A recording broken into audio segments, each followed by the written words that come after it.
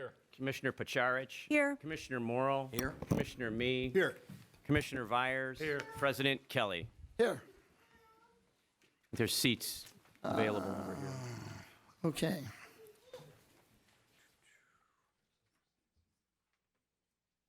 All right, looks like the first order of business will be public comment.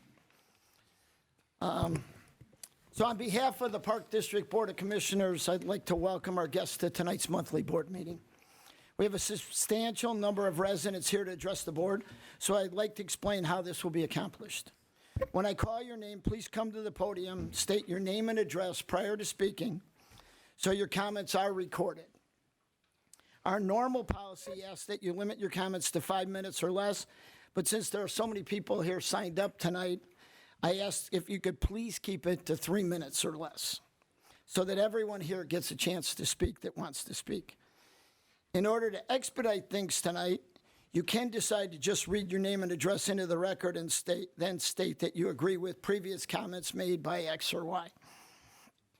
We want to let anyone here who wants to speak be allowed to do so.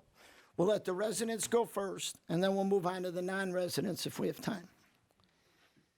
As stated in the board's policy manual, which can be found in our website, quote, "The purpose of public participation is to allow the public the opportunity to make a statement to the board.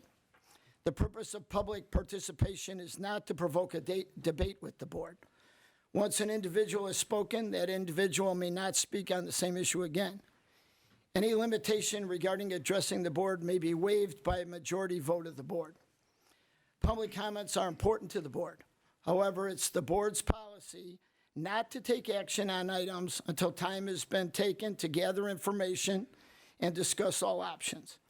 Lack of actions does not imply lack of interest on the board. During the community input portion of the agenda, the board will typically ask residents to provide input prior to accepting input from non-residents. Now, prior to opening up public comment, I have a few comments I would like to make.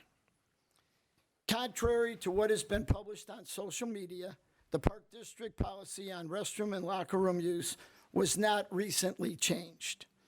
The actual written policy can be found in the transparency portal of our website under policies and is titled Park Conduct Ordinance. It was last updated on February 17, 2021, and the section on restroom and locker room use, section 2.8, has not been significantly changed or amended in over 3 decades. Ordinances can only be modified at a public meeting with a majority of the board voting to change the ordinance. The Park District has sought legal advice and reviewed relevant laws and information. The current policy meets all current Illinois and federal laws, and the board has no plans to change or amend it. If the board does decide to amend this policy, it will be discussed at a future public meeting where it will appear as an action item on our agenda. It is not an action item on tonight's agenda. Our agendas are posted 2 days before every meeting. I want to be clear that we have been operating our pools under this policy for years. We have never been made aware of any incidents where women have been exposed to male private body parts or vice versa, and we intend to do everything we can to make sure that never happens. Second point, a circulating social media post this week stated that 2 adult males were in our Rice Pool women's locker room exposing themselves to 3 minor girls on Tuesday, June 6th. We conducted an intensive investigation, including staff interviews and a thorough review of our video footage of both entrances to the locker room. And we can find no evidence that males entered the locker room or that this incident took place. We forwarded the social media post and our findings to the Wheaton Police Department, and their investigation has not found any evidence to substantiate this social media claim. If anyone has any information regarding the alleged incident or the identity of the person who started this rumor, we ask that you either leave your name or contact the police department so it can be thoroughly investigated. Finally, I want to say that the Wheaton Park District takes its job of protecting our patrons using our facilities very seriously. And I want to say again that to date, we do not know of any past instances where our patrons have been exposed to inappropriate behavior by a member of the opposite sex in any of our locker rooms. We have procedures in place that are working, and we fully expect them to continue to work. The topic or concern was a non-issue until staff answered a social media question posed to it last week, and that was later used on social media to stir the pot and, quite frankly, advance a particular political agenda. For the record, the Wheaton Park District does not make federal or state law and has absolutely no desire to do so. We will, however, continue to do whatever we deem necessary to keep everyone at our facilities safe. Staff, added by senior management, will handle any situation that arises on a case-by-case basis, and local law enforcement will be brought in if we believe a crime has been attempted or committed. This includes reporting anyone caught attempting to improperly test our policy and procedures. Again, I would like to reiterate that adults with a male anatomy will not be allowed to undress in the open in the women's locker room, and vice versa. And now I'm going to open the board for public comment. The first speaker is Gail Hinkle.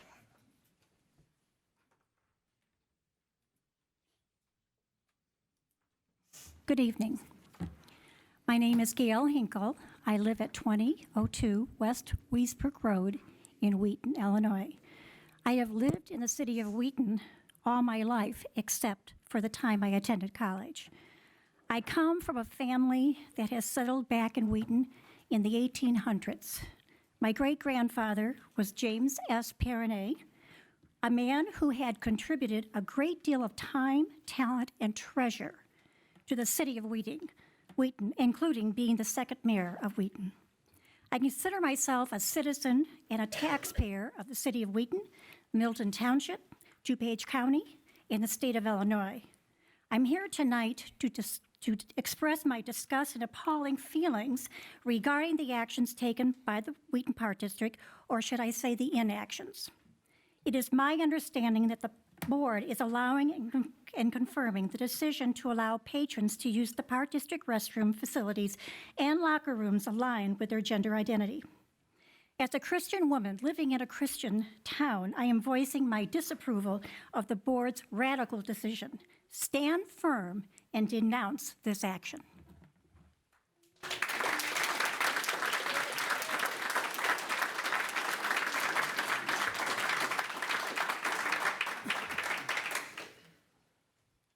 I'm having trouble reading this next person. Looks like the last name might be Jen or Jim Crispia on 18 Staring Circle.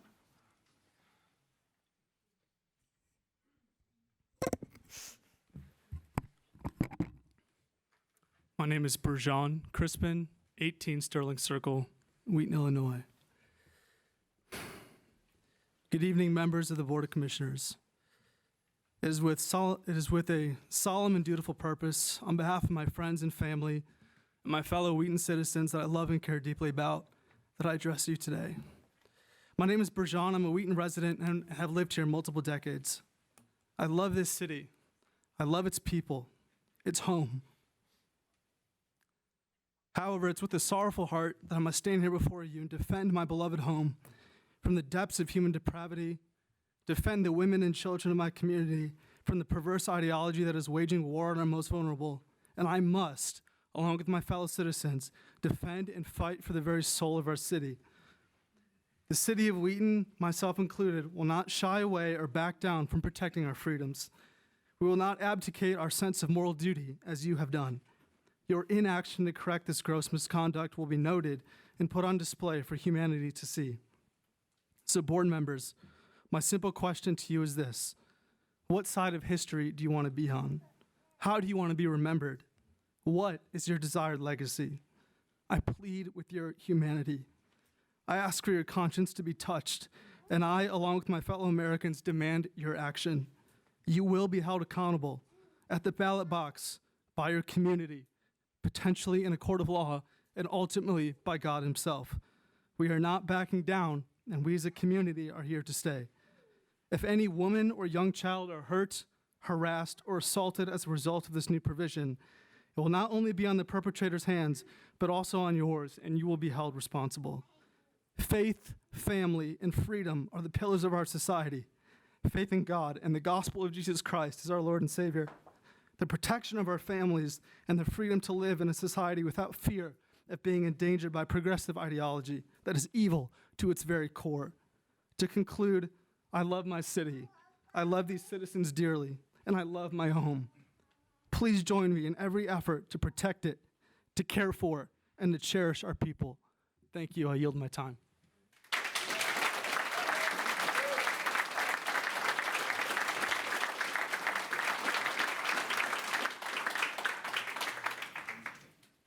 Looks like the next person is Jim Crispy, 604 East.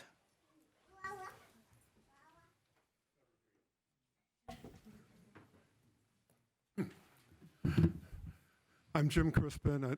Is mic on? Okay. I'm Jim Crispin. I live with my wife at 604 East Evergreen. Our two grown children are just that. They have left the home, one of whom just spoke. The other's out of state at the moment. So, Mr. Kelly, I thank you for your remarks. It really is helpful to me because it does tweak what I would be about to say. I'm holding a picture on my phone. I took this photo at the community center. I'm a member of Parks Plus.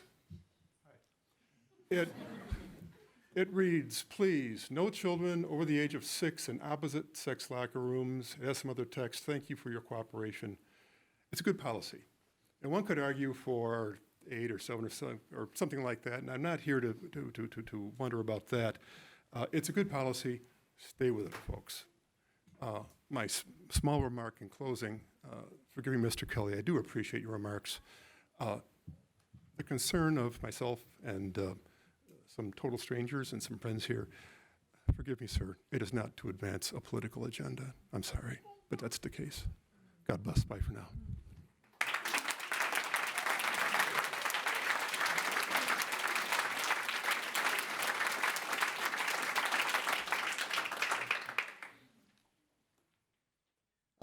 Next person,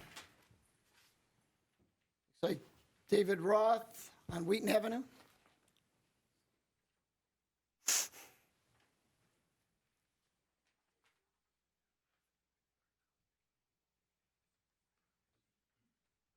David Roth, 111 North Wheaton, across the street.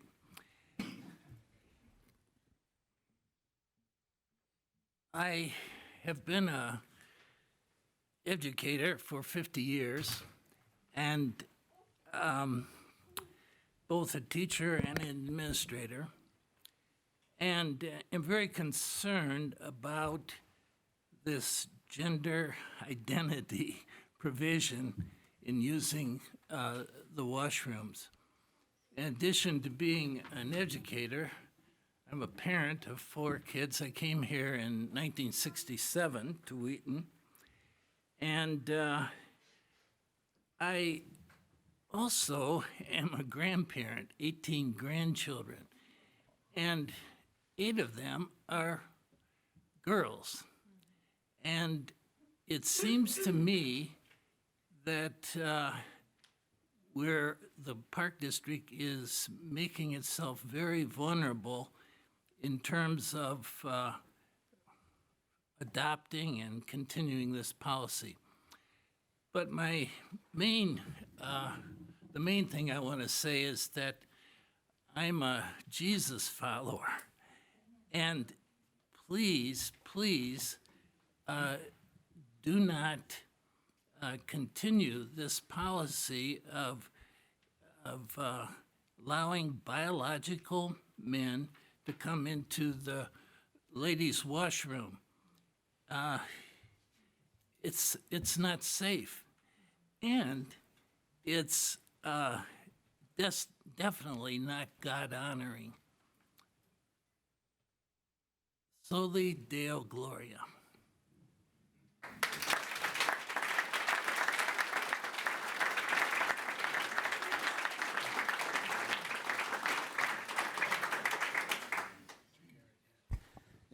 Next up would be Spencer Garrett on Washington Street.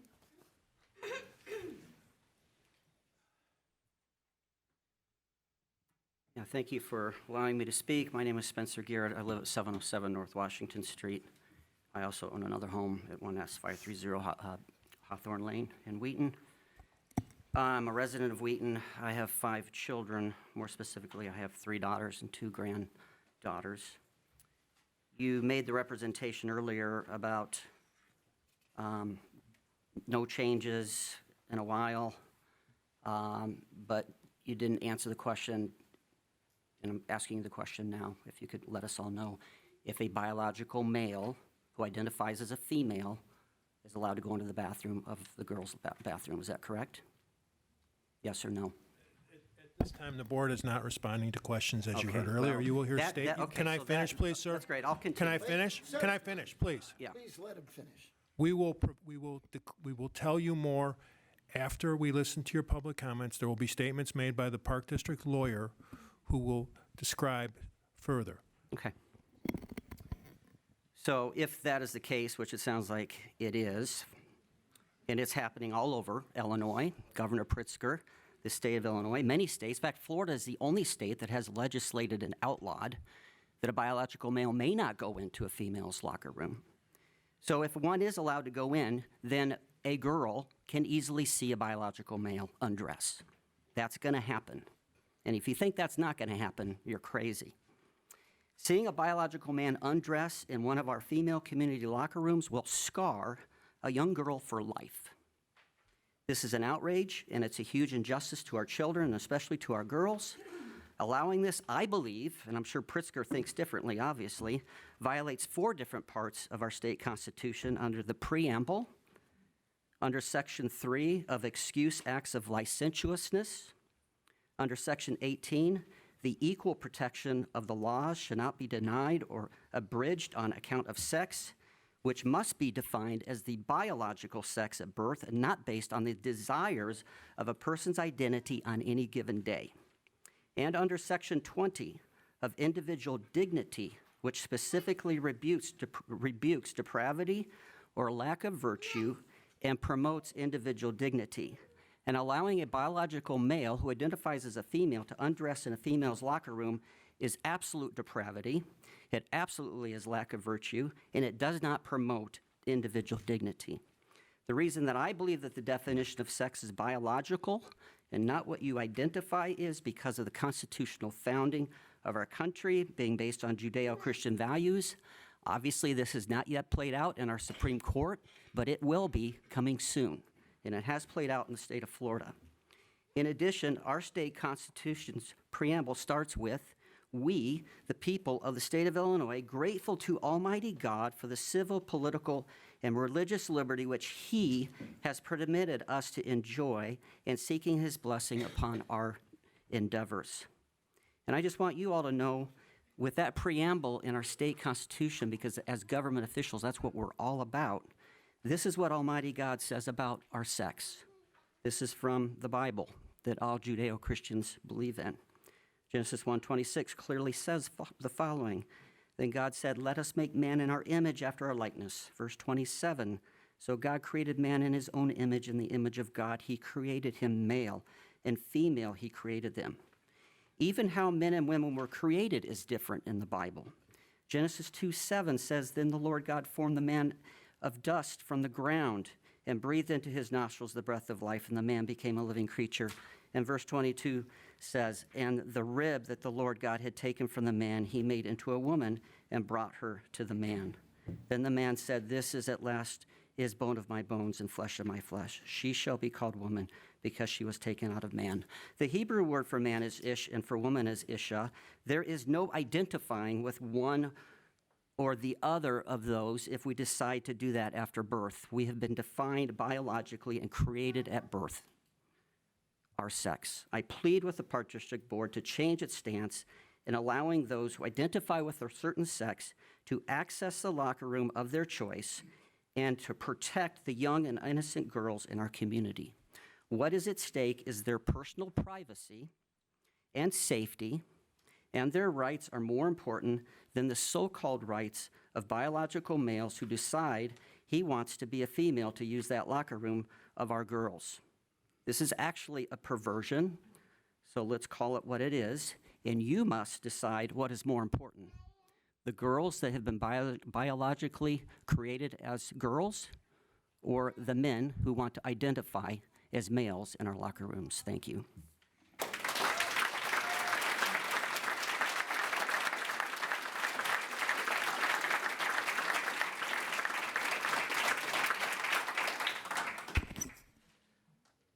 Next speaker is Gabby Rezick.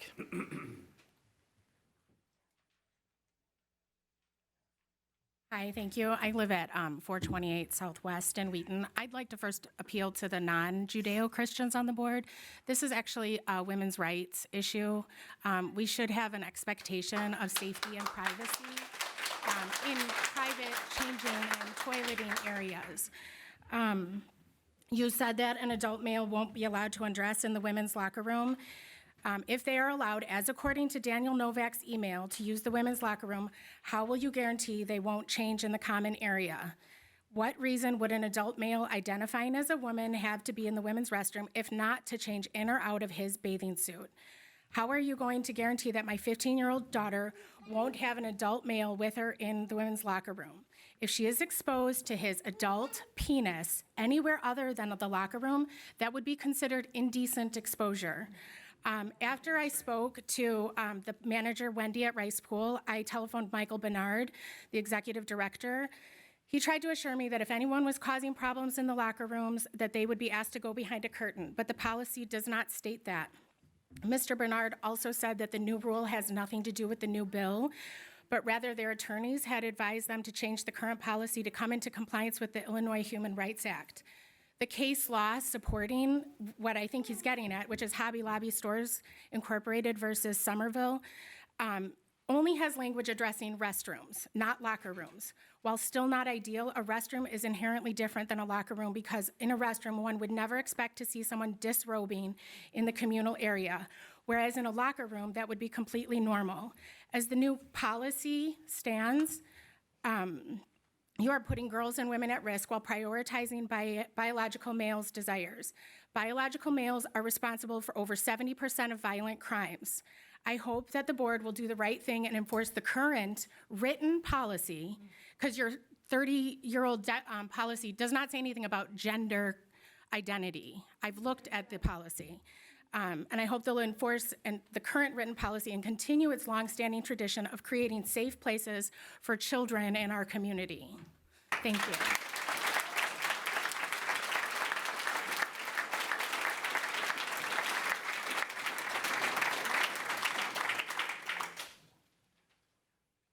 All right. Next person is Cheryl.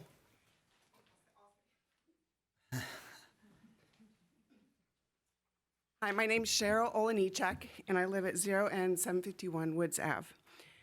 I am opposed to our district's confusing decision to allow either sex to enter an opposite-sex locker room. This policy change goes beyond common decency and morality.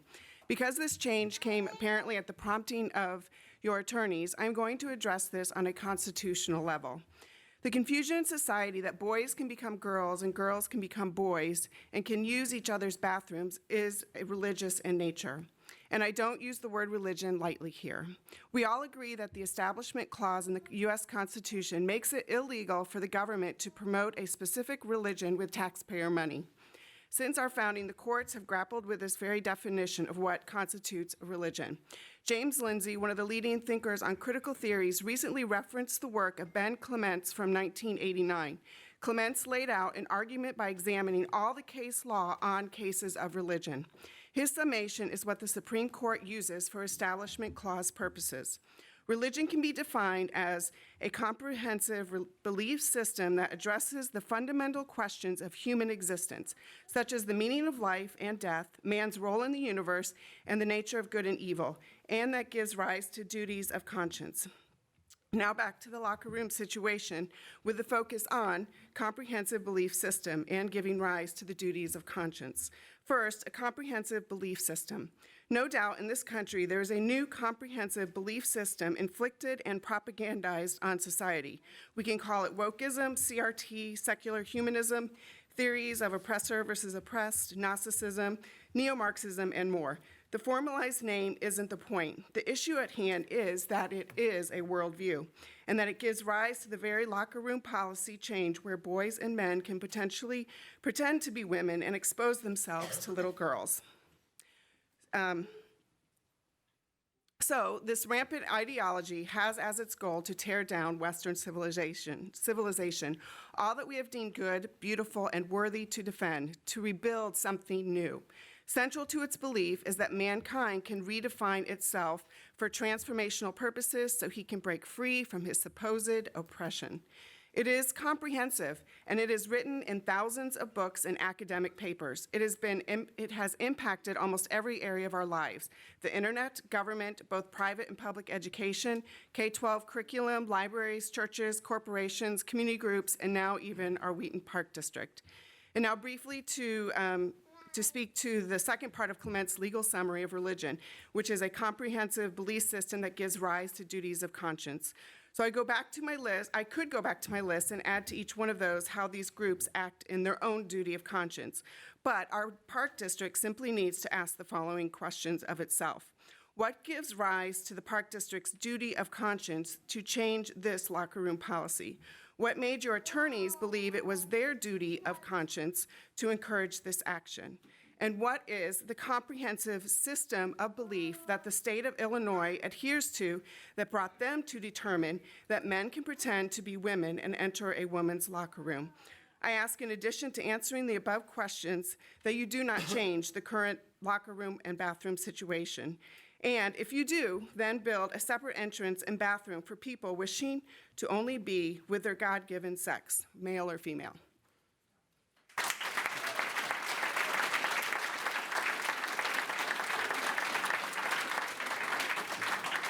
Next is Kelly Brady.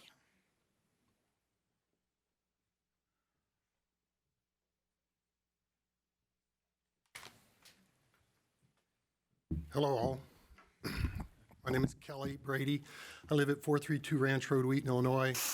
Been a Wheaton resident for 22 years, raised 3 children, and have thoroughly enjoyed. They're all adults now. We thoroughly enjoyed the Park District. I want to begin by saying thank you for your service. My understanding is this is a volunteer board. Do I have that right? Yes, you do. Yeah, thank you. I can't imagine the firestorm it seems like you've probably been in the last few days. I know a little bit about what it is to lead in public. And I appreciate your volunteer service. I know that, that it must be hard work. There's heavy lifting to be done. I have nothing but cherished memories of taking my children to activities like Rams football and wing soccer. Great memories, hanging out at Northside Pool all day long. Those days are long since past. I think I'm surprised to find myself standing before you today. It's the first time I've spoken public to a leadership council of this sort. And the changes that are afoot, the weight of the cultural changes, well, just that, they're weighty. And they require some courage on behalf of public leaders. More courage than I would think most of us are used to exercising even. So I'm assuming you're trying to steel yourself, even now, for what is wise and right as leaders in the public eye. It is hard to be a child these days. It's hard to be a child because of all types of issues, but the data proves it out. Depression's on a rise, anxiety's on a rise. Just looking at the commission, I assume many of you have children and grandchildren. Drug abuse is on the rise. Because it's hard to be a child, social media issues, the pressures on kids, it's hard to be a parent. Because it's hard to be a child, it's hard to be a parent. And I want to encourage the commission to make decisions as representatives elected of the community that you serve. It's not something you're unaware of. You were elected. You're keenly aware of your responsibilities. I just want to remind you and encourage you to do that. I am hugely encouraged by the turnout today of those you represent. And I want to encourage you to hear them fully and to care for them as parents wanting to do a good job. I confess I'm a little confused about the current board policy, but if it has not changed in over 30 years, I would be comforted by that, and I would encourage you not to change it. The current policy decision, if it is changing in a way to sexually integrate Park District locker rooms, I would not want to see that happen and would plead with you as representatives of the local community not to change it. I would plead with you not to change it because it's poor science. It's poor science. There just aren't many transgender folks. Current science is 1.4% of youth. Surely we could find a single-use bathroom separate from the multi-use bathroom for those struggling with transgender issues to change in. I would also say gender dysphoria, 5% of the youth population, and even a smaller amount of the adult population. Why are we making decisions for the minority that puts the majority at risk? So poor sociology and poor science. The sociological impacts, compassion is needed without a doubt towards those struggling with transgender issues and dysphoria. Without a doubt, let's show compassion. But I actually think decisions like this don't serve that population well and might even put them in harm's way. I would suggest that we find places for them to change that takes them out of the limelight, that protects them.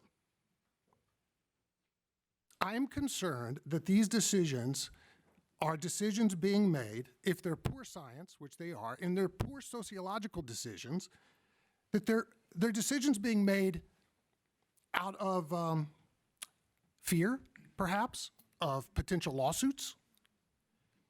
We want to care for the weakest in our community, and we need our elected representatives to show courage and stand against cultural trends that are poor science and poor sociology, and that might put the weakest, I'll go so far as to say, will put the weakest among our community in harm's way. Excuse me, Mr. Brady. We're over 5 minutes already. I appreciate your time. All right, we want to hear it. Thank you.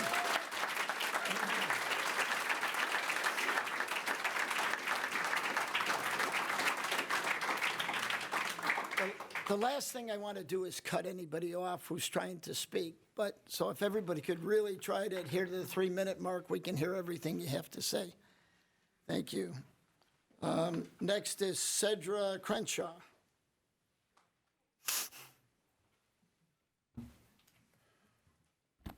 Good evening. My name is Cedra Crenshaw, 1495 Coloma Place, longtime Wheaton resident. And my pronouns are Jesus is Lord. He was Lord. He was Lord in eternity past. He's Lord today. He'll be Lord forever. Whether or not you're a Christian. And me, as a Christian, I love all people. And I want the very best for them.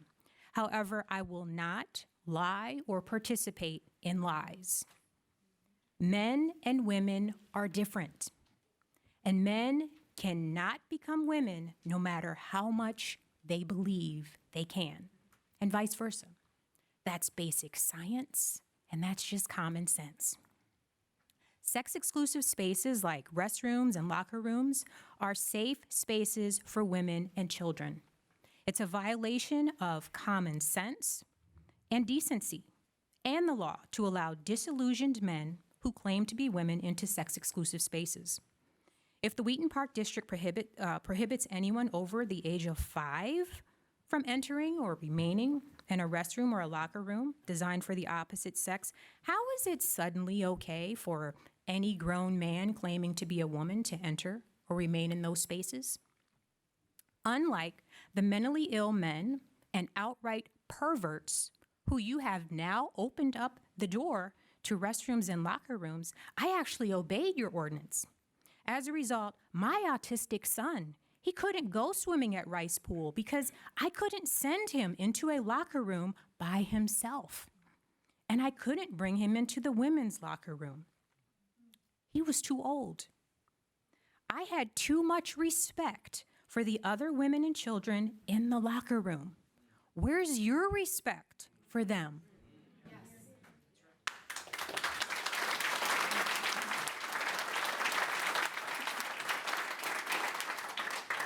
What about others like me? What about other parents like me who have young sons? Have you thought about them? What about women and girls that have been victims of sexual abuse? What about their feelings? Not only are you violating your own policies, even the radical Illinois Human Rights Act makes exception for private spaces like restrooms and locker rooms. Let me ask you, what if it was your daughter or your sister or your mother or your wife who was confronted by a man while she was in a state of undress in a locker room or a restroom? Would she just have to throw out her values of modesty and faith on the spot? Are there notices in public about this ordinance? Is it clearly marked at your facilities that now people can enter them based on their gender identity? What accommodations are available, like was previously mentioned, to allow for those of us who don't want to be in a locker room or a restroom with a member of the opposite sex? I plead with you tonight to reverse this policy or ordinance, whatever you want to call it. You were too cowardly to admit that, in fact, you are allowing men into women's private spaces. Reverse this, but more importantly, repent, okay? Your lawyers may have fooled you, but God will not be mocked. As someone already mentioned, we need more of the fear of God in here and less of the fear of man. Please reverse this policy.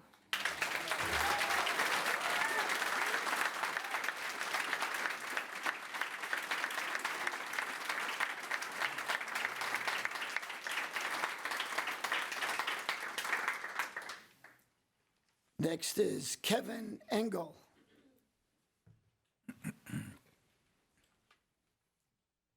I'm Kevin Engel from 201 North Blanchard Street here in Wheaton. Raised our kids and now grandkids here in Wheaton. As Kelly said a few speakers ago, I am super grateful for each of you who are giving your time and your leadership in this volunteer capacity, and for the fantastic programs that my kids have grown up in this city over the decades.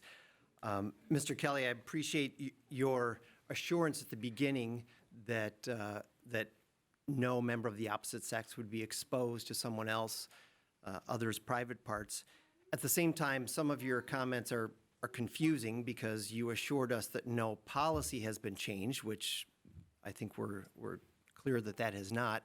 The confusion comes from the email from Mr. Novak that's been quite public, and people are familiar with that. He says, at Wheaton Park District facilities, patrons may use the restroom, locker room that corresponds with their gender identity. He didn't say biological sex, he said gender identity. And I don't know if Mr. Novak was authorized to make that sweeping change on his own. If he consulted with Mr. Bernard, perhaps he had approval to make that. I don't know if Mr. Bernard got approval from the whole commission, but it seems that there is a question of process and decision-making that needs to be clarified here. When such a significant change is made, whether or not it's a policy change, it's clear in an email, and that's the practice. So whatever we're going to call it, that would probably be helpful. But I think the community here, you can hear, is confused. We're not exactly sure what has changed, but we're aware that something has changed. Secondly, I really appreciate that we're taking into account the legal considerations. Clearly, we're at the center of a cultural firestorm that's going on right now, and none of us really wants to be at the center of that. And there are important legal questions to be considered And I appreciate we'll have an attorney address us at the end and hear more legal considerations. But it seems that what we're forgetting is to take into account what is best for the children and the youth of our city, regardless of what case precedents you're seeing with Hobby Lobby and others across the country.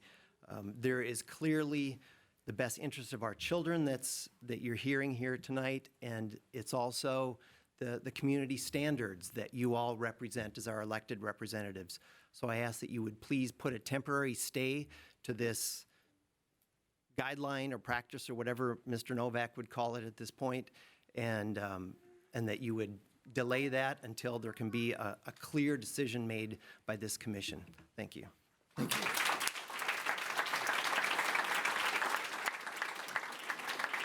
Next is Paul Condrell. Good evening. My name is Paul Condrell. I'm at 319 East Franklin Street in Wheaton, and I've been here about 5 years. I didn't know there would be so many people, so I'm going to eliminate all the things that I had to say that are repetitive. We've heard people suggest that nothing be changed. We've heard people suggest that if you wanted to accommodate out of compassion or for any other reason, separate spaces would be appropriate. It'll cost money, but that's one way to show respect. So I want to make one practical suggestion that when you do consider changing the policy in the future, or if there is a lot of pressure to change it, rather than the current alternative of letting these self-identifying men go into the women's locker room, what if we just let them into the men's locker room? Now, you could say they're already allowed to do that, but I'm suggesting that out of respect, we could add this symbol for the trans, this man with a skirt, the half skirt. This is the man and woman logo that has a half skirt on it. That basically you're giving respect to people who are gender dysphoric or who are identifying as a woman and showing them this is the place you should go. That way when they go into the men's room or in the men's room you see someone with a skirt walking in, you're not going to jump on their case because you know that it's already been designated for men with skirts or clothing that makes them appear to be women to go into the men's locker room. I hope that's clear. So if you do consider a change to protect the women and the daughters and the granddaughters and everybody that we've heard of, to allow space, and you don't have the money for a separate space, to allow them to go into the men's room with a respect or acknowledgement that this is a place that's been designated for you, and to eliminate a lot of the angst. At least that would be my suggestion. Thank you.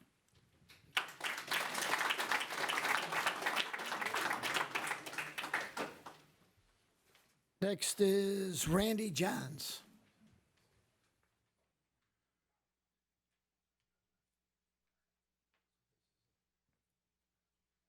Good evening, Randy Johns, 222 East Madison in Wheaton.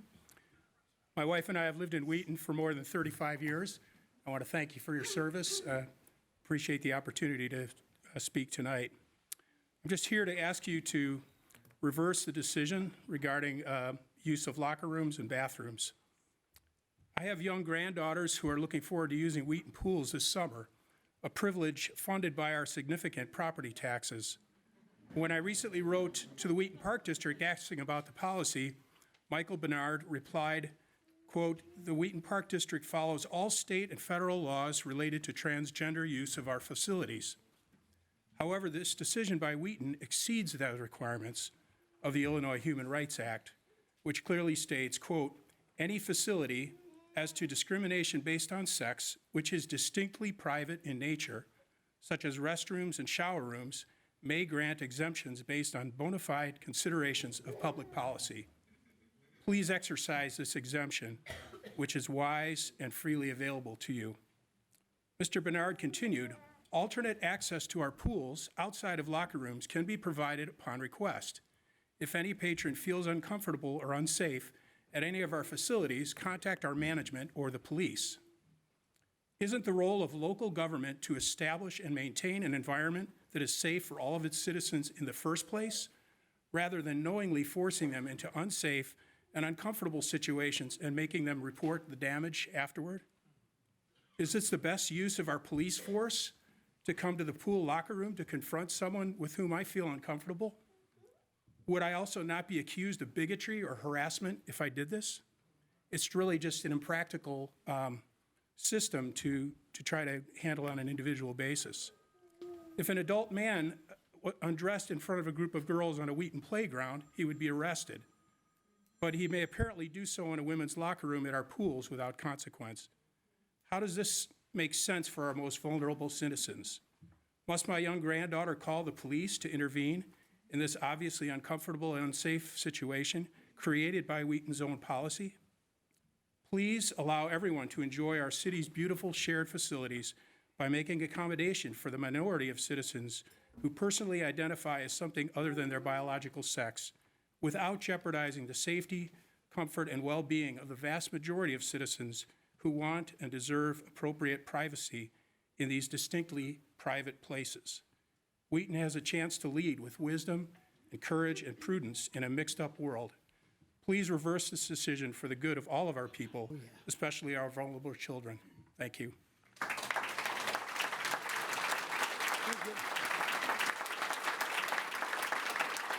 Angela Anderson.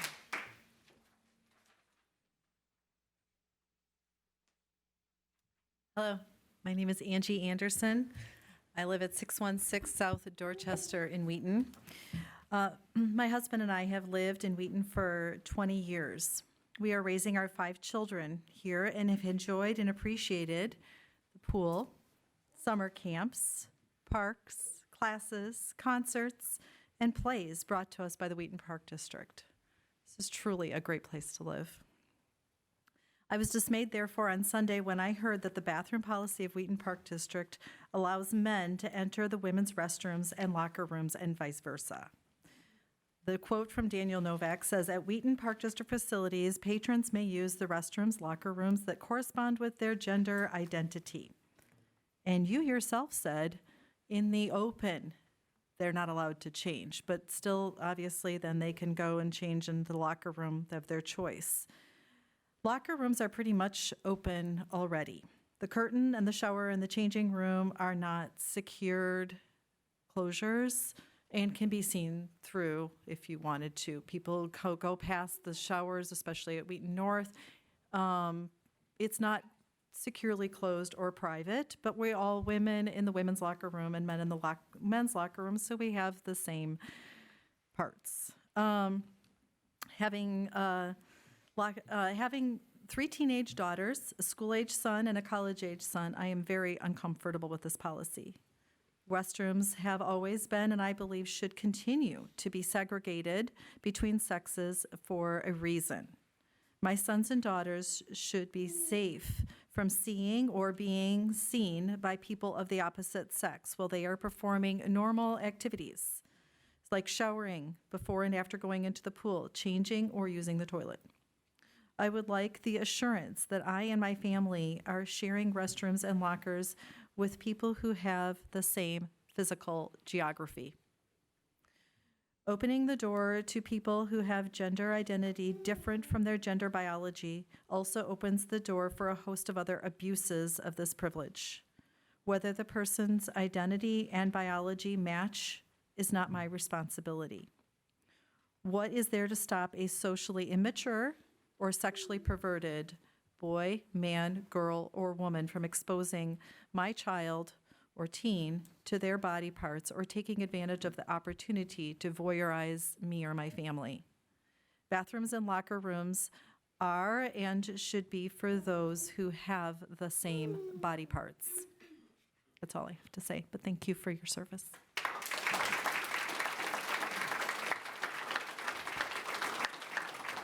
Next is Keith Anderson.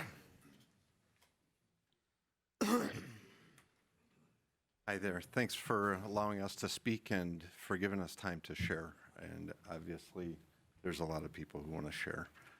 Thank you for your service. That is my lovely wife who just spoke. I care about her deeply. We have 3 daughters and 2 sons.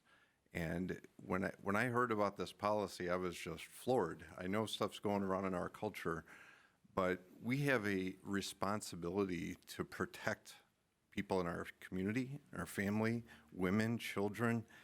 I take that really seriously, and I know you do as well, but allowing a policy like this to open things up to where things can happen, and they will happen. It's not a matter of if, it's a matter of when it will happen. So I want to bring up a couple points, some things that are a little contradictory. And in your policies, it says there's no phones or recording devices in these private places. And yet, when you talked about that issue that was just where somebody supposedly exposed themselves, you said that you guys looked at the recording devices. Well, I'm guessing those recording devices weren't in the locker room, Of right? the entrances. Right, right. So they're at the entrances. So if people are confused and a man is dressing up as a woman, maybe you can tell, maybe you can't tell. You're doing your best job to look at an entrance to evaluate, is this a man or a woman? Maybe you're wrong. And if there was recording devices in the locker room, that would be really bad, as I'm sure you would all agree, right? So you're having to look at the recording devices outside of the locker room. This should not even be an issue. This is not right. This is not right to put people at risk like this. As somebody else suggested, I would suggest a single-use room. You could have all the different, whatever, pictures on there that you want. Just have a single-use room, but males and females should be separate. It's been separate for many, hundreds, thousands of years, things have been separated for good reason, because there's differences. They're not bad, they're just different, and it's a reality.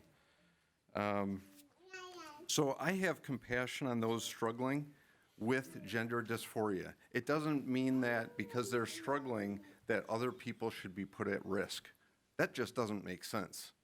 If they're struggling, they're struggling. I have compassion. People are struggling, as somebody else said, drug addiction, anxiety. There's tons of stuff people are struggling with. We don't want to make it easier for people to give in to their struggles or have something happen. So the last thing I want to say, I try to work with my boys in becoming young men. It's hard. I tell my boys and my girls, I say, listen, some things are good. It's hard to make the right decision sometimes. Sometimes you'll be alone. Sometimes you won't have support. But I think there's a lot of support here for everything that we're talking about. And I just wanted to share this one quote that I want to thank all of you for coming too for this. But when good men do nothing, the only thing necessary for triumph of evil is for good men to do nothing. And we are here because we care. We care about Wheaton. We care about our community. We care about you guys. We care about our kids and our wives. And this is a bad policy if that's what's going on. And we didn't get total clarification, but we all kind of see where things have gone. So thank you. Thank you.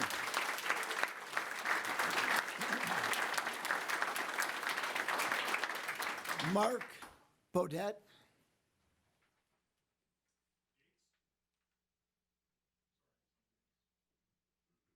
Mark Bodette, 1214 Lindsay Court. Thank you for your service. I'm a little confused about what the policy is and exactly what can and can't happen, but I agree with the vast majority of what's been said here. And it's astonishing to me, but something like 40% of women say that they have been sexually assaulted. So I just say that to say that this is not a trivial issue. Thank you.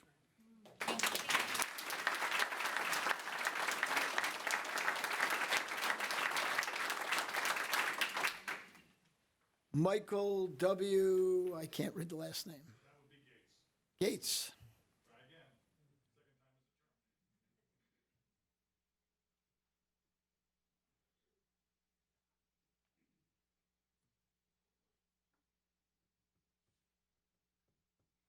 Michael Gates, I've been in Wheaton for 23 years.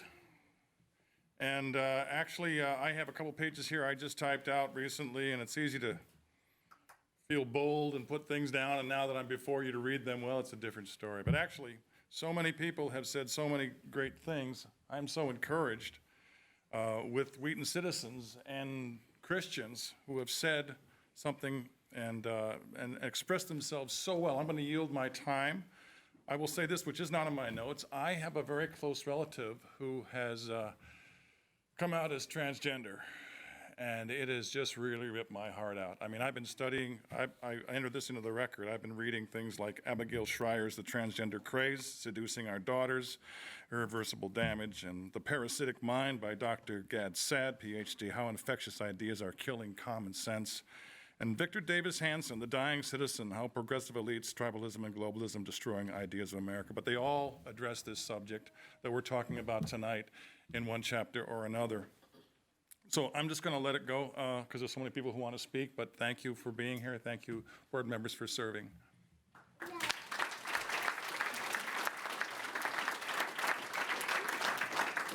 Sommer.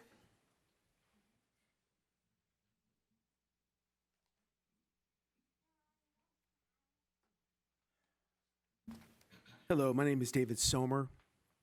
And first of all, thank you for your service. We have loved the Wheaton Park District and all the activities over the years. My wife, my wife and I live at 720 North Main Street in Wheaton, and we've been residents for over 30 years. One of the reasons we love Wheaton is because of how family-friendly and safe this community is. My kids can ride their bikes, as they often do around town. They play at parks, and they visit the community pools, and we have felt very safe for decades. That has all changed recently with this seemingly unilateral decision to allow biological males into our women's and girls' personal spaces. I don't know how a decision like this gets made without discussion of this topic in public view and a vote by this board. I know there is currently confusion on what the policy is and how this happened and how that email went out. But regardless, most of the people in this city just found out about this if it was the policy all along. So I would like to know who made the decision, and I'd like to ask them if they thought about how the women and girls of Wheaton, i.e. my wife and daughters, I've got 5 daughters, would feel opening them up to a situation where a biological male could join them in the most private of spaces. There are no Illinois laws that mandate this madness. I believe that most of you know that. This decision is honestly so over the line, I couldn't believe it. Have you even considered the potential liability of this decision? I strongly suggest that this unilateral decision with no public discussion or debate or even a vote by this board be reversed immediately so that a decision of this magnitude can go through the public vetting that it deserves. Thank you.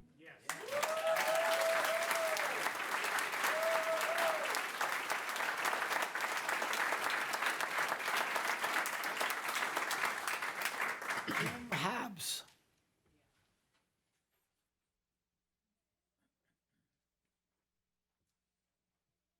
My name is Kim Hobbs. I live at 424 West Wesley. I want to thank you for the wonderful programs that you have provided at really economical rates. I really appreciate that. That's been a tremendous benefit to my family. We have really enjoyed the pool over our years here. I have 7 kids, and all of them have enjoyed Rice and Northside. So I really appreciate the work that you do. My daughter works at Cosley. She loves it. And I'm grateful for the opportunities that the Park District has provided. I am concerned about the policy, whether it is current or not. I agree with David when he said that most people have found about this recently. So regardless of when it came into existence, I would appeal to you to change it and to make it so that it is not possible for opposite sexual for men or women to enter the alternative locker room of their choice. I think that that's wrong. And while I think safety is a critical issue, I think you need to take a moral stand that this is not the way that we want to raise our children and have our community to be. You could create separate spaces for people who are dealing with issues of gender dysphoria, and I think that that would be one possible way to handle that would preserve the integrity and safety of those who are the majority populating the pools. Thank you.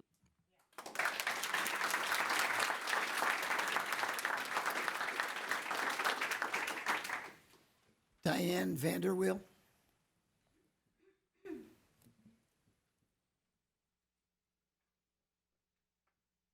Hi, good evening. Diane Vanderweel, 425 Western Avenue. Again, want to thank all of you for your work on the board. I agree with everything that's been said, really, and I'm just wondering, are we parsing words here? Is the difference of what you're talking about a policy versus a rule? I mean, is it rule change versus policy? Is that what's going on here? Yeah, I'm not going to answer that right now. I think we you already may, you may get the answer to your question when our attorney speaks. Okay, all right. Well, again, just would beg you to keep the locker rooms to the sex of biological. Thank you.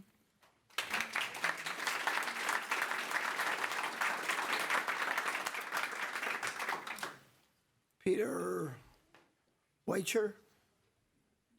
Good evening. My name is Peter Weicher. I live at 1016 Wheaton Place. I am a Wheaton resident with 3 young children. 2 of them are daughters. I've lived in Wheaton 2 years. My oldest is a girl. She's 6 years old. I was looking forward to using the Park District for a couple decades, like some of our prior speakers. Of course, I want to thank you for your service and acknowledge that you have been put in a very difficult position. Tonight, I implore you to enforce the policies that would require an individual to use the Park District restroom that corresponds with his or her biological sex. I'd like to make 3 points. First, you have a moral responsibility to do the right thing, regardless of the eventual outcome of the debate. If you do the right thing, you will offend the woke left.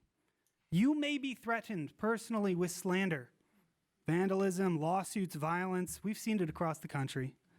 But all of that would be a trivial price to pay for the protection of women and children, their dignity, and their personal safety.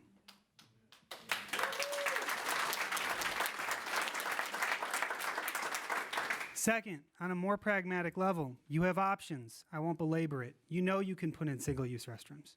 You know you can change the policies on family restrooms to accommodate transgender individuals without putting women and children at risk. Finally, my last point, resistance is not futile. Sure, if you do the right thing, some lawsuit or Illinois state law or some incorrect lawyer will tell you that your rule needs to be overturned. But what is your integrity worth? Lawsuits cannot change the definition of truth. It might take 10 years, 50 years, or 100 years, but eventually society will return to the correct answer to these questions. What is a woman, and who's allowed in their locker room? Thank you.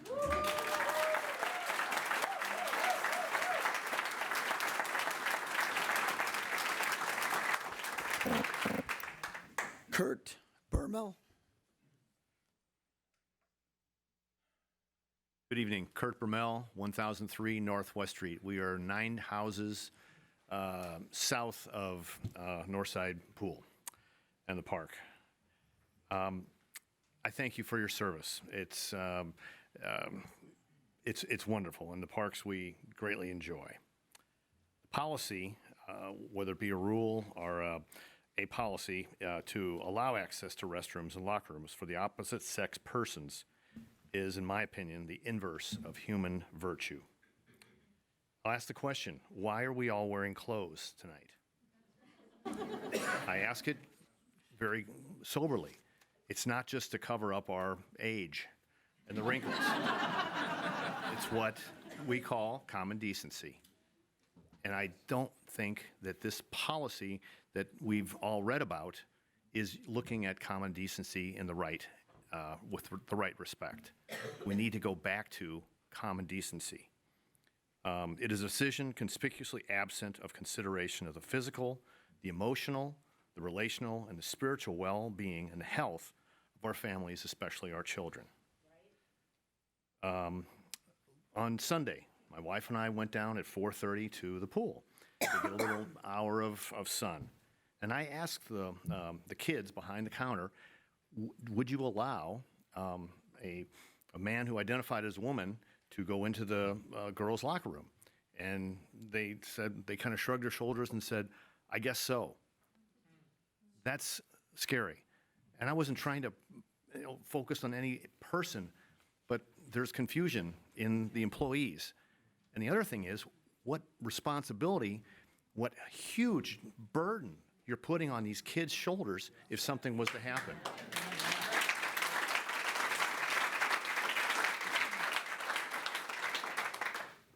It's my request that we turn this decision over.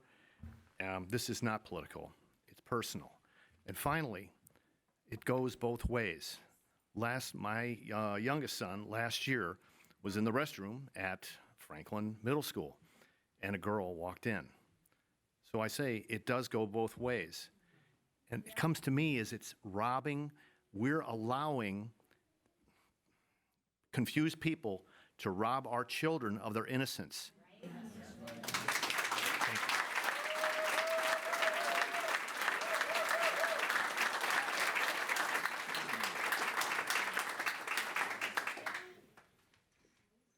Looks like the last name is Channing on Madison Street. Yeah, my name's Eric Channing. I'm at 415 East Madison in Wheaton.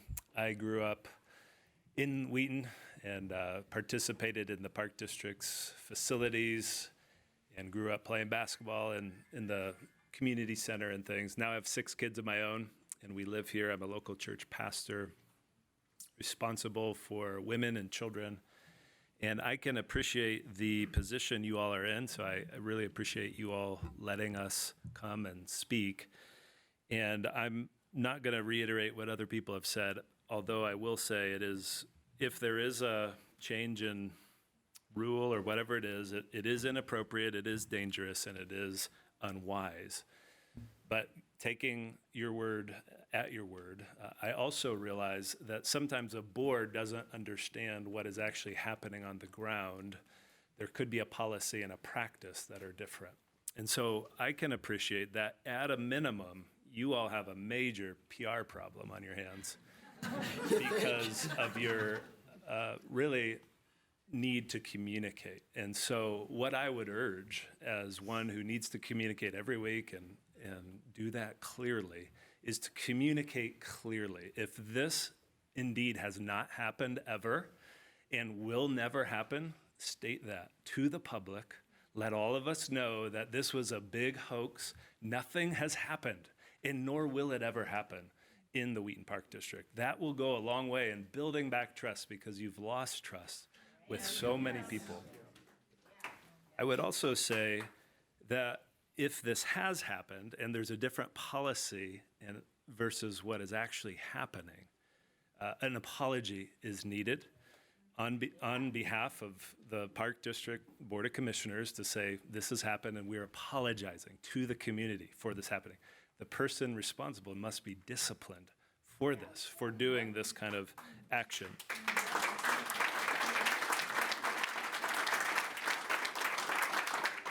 Because that's what leaders do. You have to take responsibility. I appreciate the difficulty you're in, and maybe none of this is real in your minds, but it's real in our minds because this is happening everywhere. And the second thing I would say is take today as a gift. I know a lot of you seem annoyed as we're talking, and I see some of the nonverbals. We can read that. But take this as a gift, because you know what this community feels about this issue. You don't have to even wonder if this comes up again. You know where we stand. And I don't come to these meetings. None of these people come to these meetings. You probably have nobody at your meetings normally. But we appreciate your service.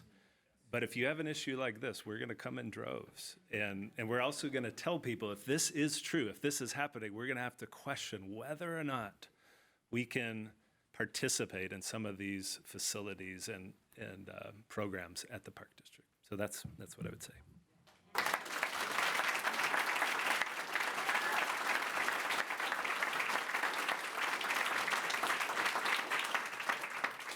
Rutledge.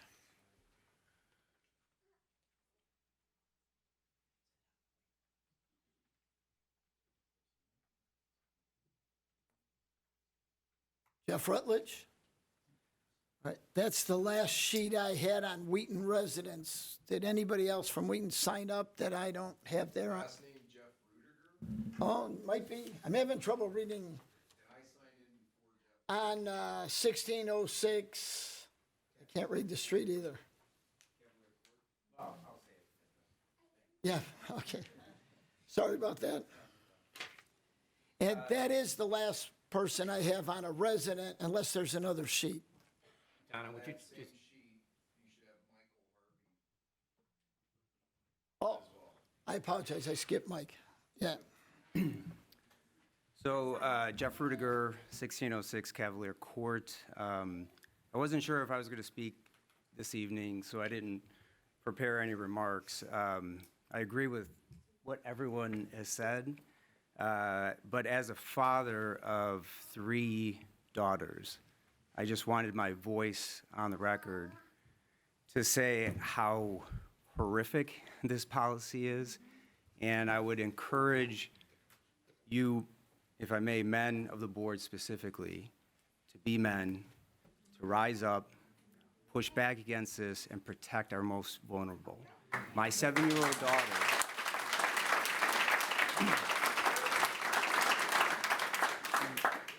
the fact that I have to question whether my 7-year-old daughter can visit the women's locker room for fear of seeing male genitalia is shocking, disturbing, and just awful. Or getting raped, right? So please, I encourage you all an to... admonition here, she's interfering with what he's trying to say. I just encourage you all to reconsider. Thank you. Thank you.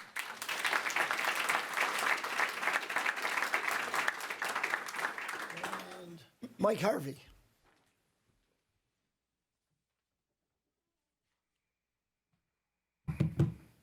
Thank you for your time. My name is Mike Harvey. I live at 1505 McCormick Place. It has come to my attention the Wheaton Park District is allowing patrons to use the restroom or locker room that corresponds with their gender identity. Per the general use ordinances dated October 18, 2017, amended February 17, 2021, Section 2.8, use of restrooms, washrooms, and locker rooms states, except as otherwise permitted in this section for children under age 6, enter into or remain in any restroom, washroom, or locker room designated for the opposite sex.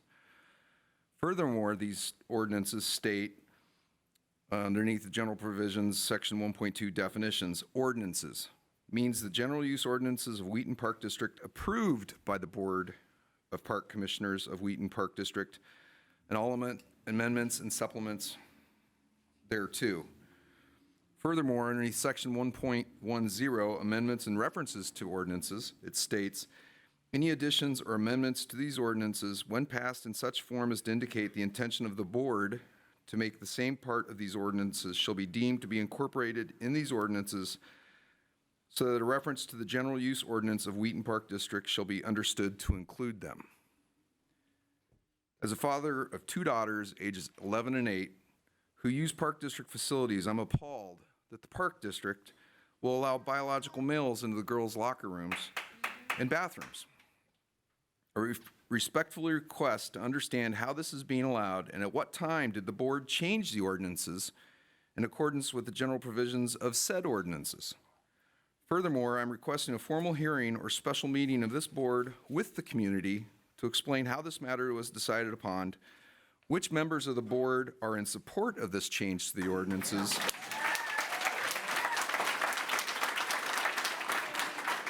and when will it be recorded, amended, and posted online? Thank you for your time. Are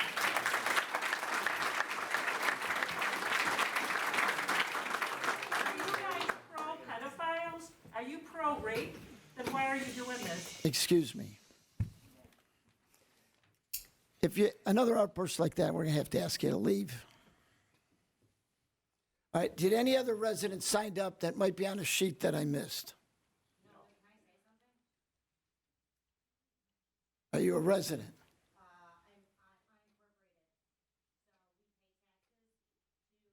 Yeah.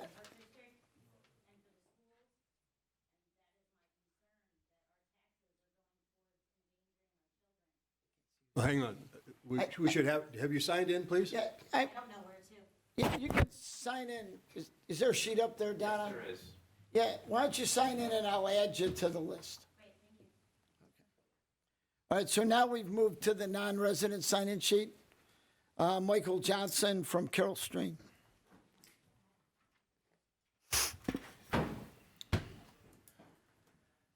My name is Michael Johnson. I live at 1306 Rose Avenue in Carroll Stream. I am not a resident of Wheaton. However, I am a pastor in Wheaton.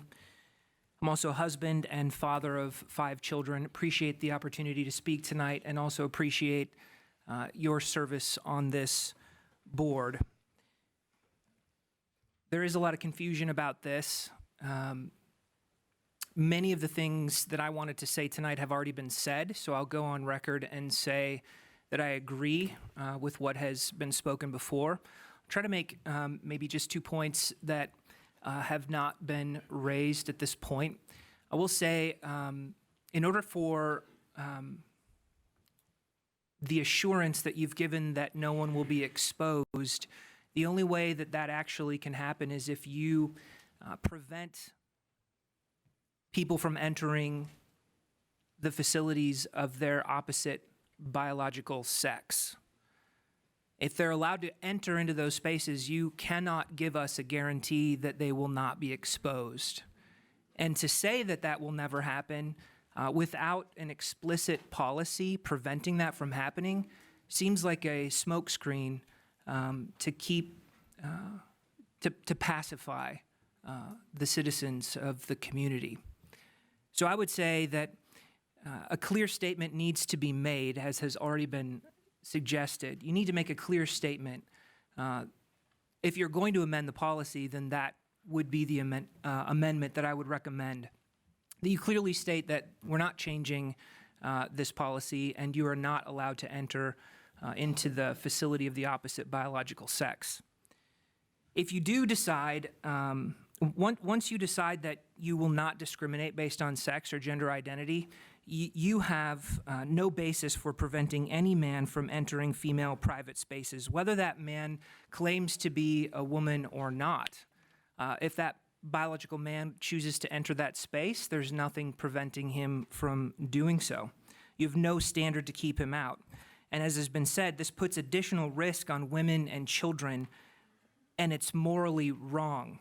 Your own bathroom policy currently states no person shall use any camera, video recorder, or other device to record or transmit visual images in or from any restroom, washroom, or locker room of the district. This is a good moral policy. But you have to understand that the policy banning cameras and recording devices is morally good precisely because it recognizes that everyone has the right to safety and privacy in spaces that are distinctly private. You have one policy that protects privacy and considering a policy that undermines it. That would be contradictory. Surely you can see that by allowing people to enter spaces of the opposite biological sex, you're putting the safety and privacy of everyone, particularly women and children, at risk. You're letting them do physically what you're not allowing them to do electronically. In short, you're okay with men looking at women in the locker room so long as they don't take a picture of them. I would ask that you be consistent in seeking to protect people's privacy. The only objective standard for this is biological sex. No person ought to be allowed into the private spaces of the opposite biological sex. And I would ask that that would be clearly stated in your policy or upheld. Thank you.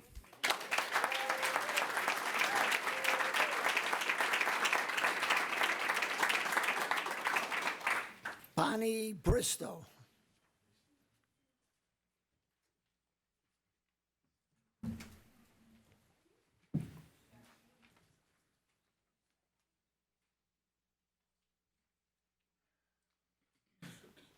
Good evening, and thank you, board members, for your time and for listening to my statement. My name is Bonnie Bristow, and my family and I have lived in Wheaton for 17 years, and just this last October, we moved to West Chicago. But we still use your facilities because it's home to us, and we really appreciate them, and we love Wheaton. As a woman and a mother, I'm completely opposed to Daniel Novak's statement that at Wheaton Park District facilities, patrons may use the restroom, locker room that corresponds with their gender identity. Daniel Novak's statement leaves the door wide open for anyone to use either bathroom. There's no objective qualifications for people to use either the men's or women's restroom. It is only based on what you identify as. Some people call themselves gender fluid. They don't claim to have a gender. And so basically, those people then can use whatever restroom they feel like on that given day. This gives permission for men who happen to claim to feel like a woman to enter and undress in a woman's bathroom. This is crazy. Men, as determined by their DNA, do not belong in women's locker rooms. I don't want a man in the locker room with me or with my beautiful 15-year-old daughter, or anyone's daughter for that matter. The reason we have separate locker rooms is for the privacy and protection of women. As someone who was almost kidnapped by a sexual predator at the age of 9 and later molested and nearly raped at the age of 13, I understand that women and girls need protection. If someone identifies as a woman but is actually a man and is allowed into the women's locker room at the pool, this presents a serious risk for women and girls. Can a father no longer bring his daughters to the pool because he doesn't know if a man will be in the locker room with them? Does a young mom need to bundle up all of her young children because one of them has to go use the bathroom and she doesn't know if a man will be in there with her daughter? I understand that people want to be inclusive and loving and show compassion to those who are confused about their gender. However, enabling their delusions is not loving or compassionate. To love is to tell the truth and not condone or uphold lies. Wishing for it to be does not make it so. We are on a slippery slope in our society, and nothing is sacred if we no longer accept that there are men and there are women, and that is determined at birth. If you do not believe so, let me ask you, what would you say to a person who identified as a blind person and wanted a doctor to remove their eyes? What would you say to a person who identified as an amputee and wanted their 2 beautiful, healthy legs amputated? These situations are real. This is what we are facing in our society. We now have people identifying as fuzzies, as animals. Do you want to start letting human cats defecate in the pool sandbox? This needs to stop somewhere. Please take a stand for sanity and safety in our community and do not allow men in women's locker rooms. Thank you.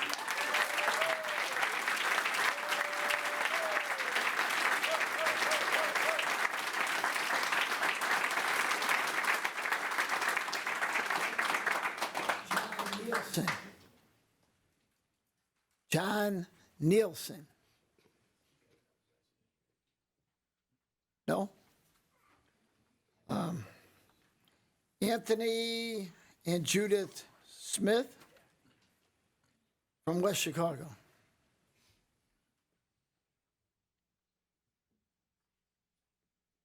Anthony Smith, West Chicago. I'm here tonight because we bring our grandchildren to this pool. I'd just like to point out that society is changing, radically changing. This is the tip of the iceberg, because what's coming below the iceberg is going to be much worse. Now, this is just a very tiny piece of that iceberg, but I want to just mention an example of what is coming. If anyone had read anything about Target recently, they have swimsuits now that are designed for men to make them look like women by tucking their genitals. And they have swimsuits to look like a woman for women, so they can fill out that area to look like men. Now, that's just an example of the craziness that we live in today. I would like to just mention here that it's been said that if people don't remember history, they're going to repeat it. Now, we've seen, if you actually have any knowledge of history at all, the downfall of civilizations based on this particular issue of sexuality. It's clear in history. The Roman Empire, the Greek Empire, the Babylonian Empire, you name it, it all had this stuff going on in it. It's nothing new. It's not progressive.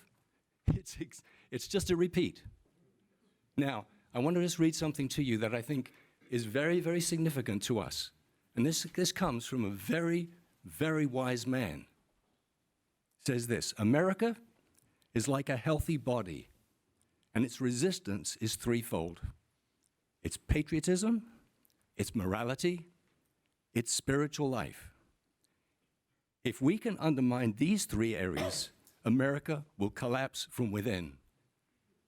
This was by a very, very wise man who happened to be named Joseph Stalin.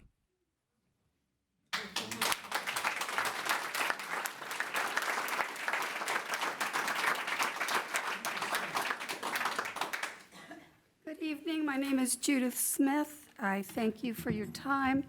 I'm addressing you as a licensed professional clinical social worker who has more than 25 years history dealing with children and adults who have suffered sexual abuse. I'm also addressing you as a grandmother of 8. We live on Indian Knoll Road in West Chicago. However, our daughter has 3 children. She lives on Weisbrook Road in Wheaton. And our son has 5 children, and we take them to Rice Pool. I don't know how many of you here have been in the Rice Pool locker room in recent years. I have been in it 4 or 5 times a week because I have grandchildren ranging from 13 down to 4. Last summer, I was there 4 to 5 days a week because my daughter was working and she's in nursing school. The locker rooms for the women are perhaps, it's not exact, but perhaps twice as long as this room. In the stalls, you have hanging curtains. Some of them are not even. Some of them do not fully cover. You have open spaces. When I take my grandchildren, I need to decide which child I can allow at what age to take themselves to the restroom on their own, or I need to get everybody out of the pool. So I've got a 4-year-old, and a 7-year-old, and an 8-year-old, and a 10-year-old, and an 11-year-old, and a 12-year-old. If they were your grandchildren, who would you be allowing? And I can tell you, as a licensed professional with thousands of hours of working with trauma victims over the decades, this is not simply a male problem, it's also a female problem. And I can tell you with cases that I have dealt with, and I have worked with court-appointed advocates, even flash exposure to genitals of the opposite sex to minors when it's unexpected and strangers is incredibly traumatic. And what happens psychologically after that is traumatic, particularly if those children are not able to discuss it or let it be known with someone else. I have spent thousands of hours working with people who have spent decades of their adult lives trying to sort out the harm done to them by sexual exposure and sexual abuse. So I would simply say this: I don't know if it was intended to be disingenuous or just not clear. I believe I understood you to say that the policy has not changed. So it may well be that the policy has not changed, but the public was not aware that gender identity was part of the policy. No male child should be exposed to female genitalia. No female child should be exposed to male genitalia. And anyone who establishes a policy which allows for that as a possibility is legally and morally responsible.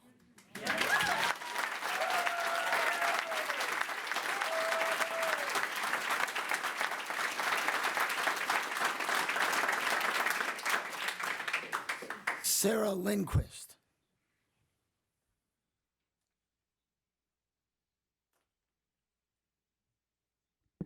Hello, I'm in the Wheaton Park District, but I live in Winfield on Arbor Court. Our neighborhood's in the Wheaton Park District. So I would like to just address human rights here for women. We've spent a lot of years working on that, thousands of years, working for the chance to have opportunity, to have education, to have sports, to have camps, you name it, have our own organizations. Do you want to be part of a movement to take away the rights of women to be in their own areas, to be in segregated spaces by sex or by preference? How does anyone want to be on that side? It doesn't make sense to me. As a woman, I don't get it. We've already made so many gains. It doesn't add up. And when we're on the side of denying human rights, privacy, the right to be by ourselves for private kind of activities, you're opening up the door, because smartphones are everywhere, for us to be videoed and posted on the internet. And I can easily imagine situations where somebody would be sending photos of people in undress to their classmates, to people they know, to harass them. We know about people who have committed suicide over this kind of embarrassment of being shamed and their nudity shared with their school. This could easily happen and will happen many times if you're allowing people, especially men and boys who have a sexual kink. Many are autogynephiles. They're into appearing as a woman. It's not necessarily a trans identity thing for them, but it's a sexual arousal to go into a woman's space, to make them uncomfortable, to show themselves, to look, to watch. We don't want those people watching us. We don't want them getting a photo of us. We don't want a phone over or under the stall or through the curtain. Why should I have to act like I live in Saudi Arabia and I can't go to a pool because that might happen to me? That's ridiculous. That's taking away our opportunities to participate in communal life. This is, I mean, it's like, it's one of those things where you think, how is anyone rational making this choice? Because it's so regressive.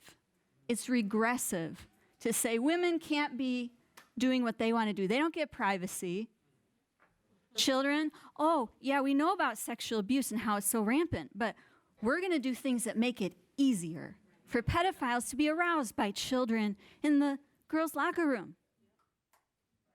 You're going to find people doing inappropriate things like that, or going farther and touching people and attacking them. There are many stories already, and I'm sad to say even in my brother-in-law's community in Oklahoma, a girl, her head bashed in because the trans boy comes in and said, oh, he wanted to talk to her, and she ignored him in the bathroom because she was uncomfortable. And he beat her. This is going to happen when you allow our norms of a single-sex space to break down, because we have already seen it happen. We don't need to guess. We're opening things up for sexual exploitation on the internet, and by allowing those who choose to be violent to also pursue women.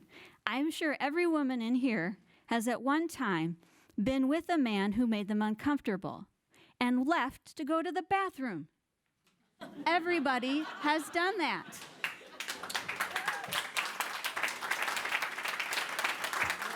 You're on a date. I went on a date. I called my friend in the bathroom. I said, come and get me.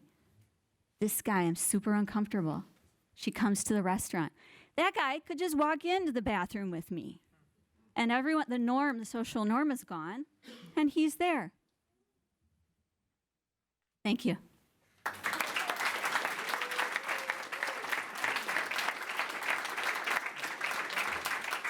Johnson.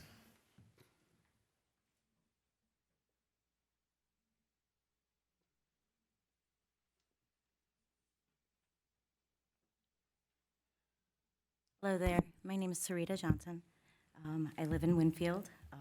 We do pay taxes for the park districts here as well as the schools. And my personal opinion is that no matter which direction our children are going, whether it's to the store or now to the park district or to their schools, their innocence is being not protected. And I don't know if you gentlemen and ladies as board members considered this, or if it was just sidestepped, or if you're worried about what other people have to say. But I know that the most important thing in our communities is we protect the most vulnerable, and those are our children. And we have entrusted you guys to stand up for them. We pay taxes for our schools and for the park district facilities, of which are openly endangering our children's innocence. And you know, when I found out about this, I called over to the pool to find out what their regulations were and about getting copies. And they said that they uphold the rule of law, both federal and state. And in speaking with the police department, they've said the only rule of law that is on the books as of today, because there's many things that are trying to be pushed through the House currently, which anyone can look at ilag.gov to keep up on that. That currently it is that there has to be provided a gender neutral space for all parties to be able to go to. That doesn't mean that we then choose to endanger our most vulnerable selection of people. And I am hoping and I am praying that you, as those that we have entrusted, will reconsider the things that have been decided. And I also hope that you will figure out how to stand for our children in schools, because this is beginning in schools as well. In our schools, I had a high school student tell me while I was writing sidewalk chalk that, don't I know biology? And it is that a woman can be a male, and I should take a biology class. This is what our children are being taught. And where is this going to stop? And again, I am hoping and praying for you and for all of those that are in authority that you choose to stand for our children. Thank you.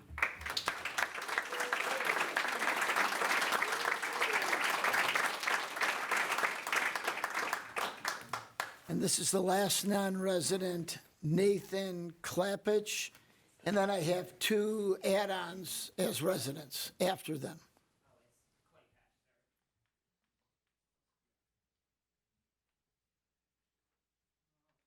Want me to give my name and address? Yep. So my name's Nathan Claypatch. I live at 531 Mohican Road in Carroll Stream. So to start off with, I think there's something important for the board to consider if they're implementing policies like these. And one of the things is the issue of what exactly a woman is. So if you feel free to Google it as I'm talking. If you Google woman meaning or woman definition, what'll come up is an adult human female.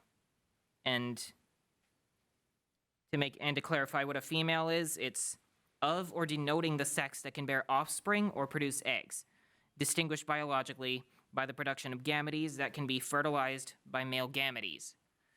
So I think, based on those definitions, we have the proper way of classifying who should go in the men's room and who should go in the woman's room. So, and it works quite well because you have observable, testable characteristics which you can use to tell if a person's really a man or a woman.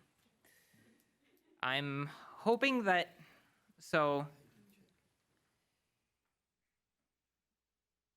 I understand by some of the things that were said and were alleged, and by some of the things you said here, that that the board didn't vote on this particular thing, and that this may have been, it's been alleged that this was misconstrued on social media, and it's also been alleged by people here that there was somebody who wrote an email and saying that people could go in the bathrooms could choose their bathroom based on whatever gender identity they had. So that's really not a reliable way to tell if a woman is if someone's a man or a woman, because gender identity is based on feelings. Makes it a subjective issue rife with inquantifiable variables. So it could be that a person's genuinely confused and has some habits that might be typical of someone that has the opposite sex, but it could also be that they're not being honest and have some ulterior motives. So I'm hoping that if it was a PR mistake that Daniel Novak made, I hope that they will clarify that immediately, and I hope that you'll encourage him to do so. But if this is a decision by someone else on the board, I hope it's reversed.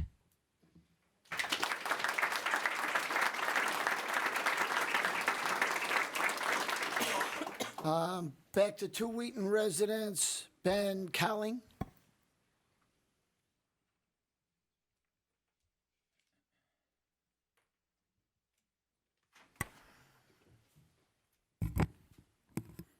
Good evening. Thanks for letting me speak, and thanks for your service. Ben Calling, I'm at 423 West Wesley Street. I want to discourage the application of one's gender identity as an acceptable means for entering private spaces designed separately for men and women. Biological sex is a factual reality. No one is born in the wrong body. A person's self-perception should never be given priority over the public's safety and privacy, especially that of women and children. We have seen and heard how the application of gender identity in private spaces has led to rape and abuse in schools, prisons, and other public establishments. And I would encourage you to research those instances. As a husband and a father of 3, including a daughter, in Wheaton, I know this board can be proactive by affirming gender, biologically observed gender at birth, as the absolute qualifier for which private spaces one is entitled to enter. Thanks.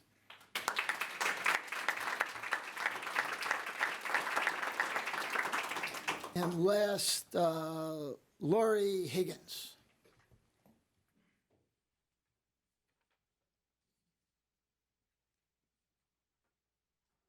Hi, my thoughts are going to be kind of disjointed because so many things that I was going to say that I had jotted down have already been said.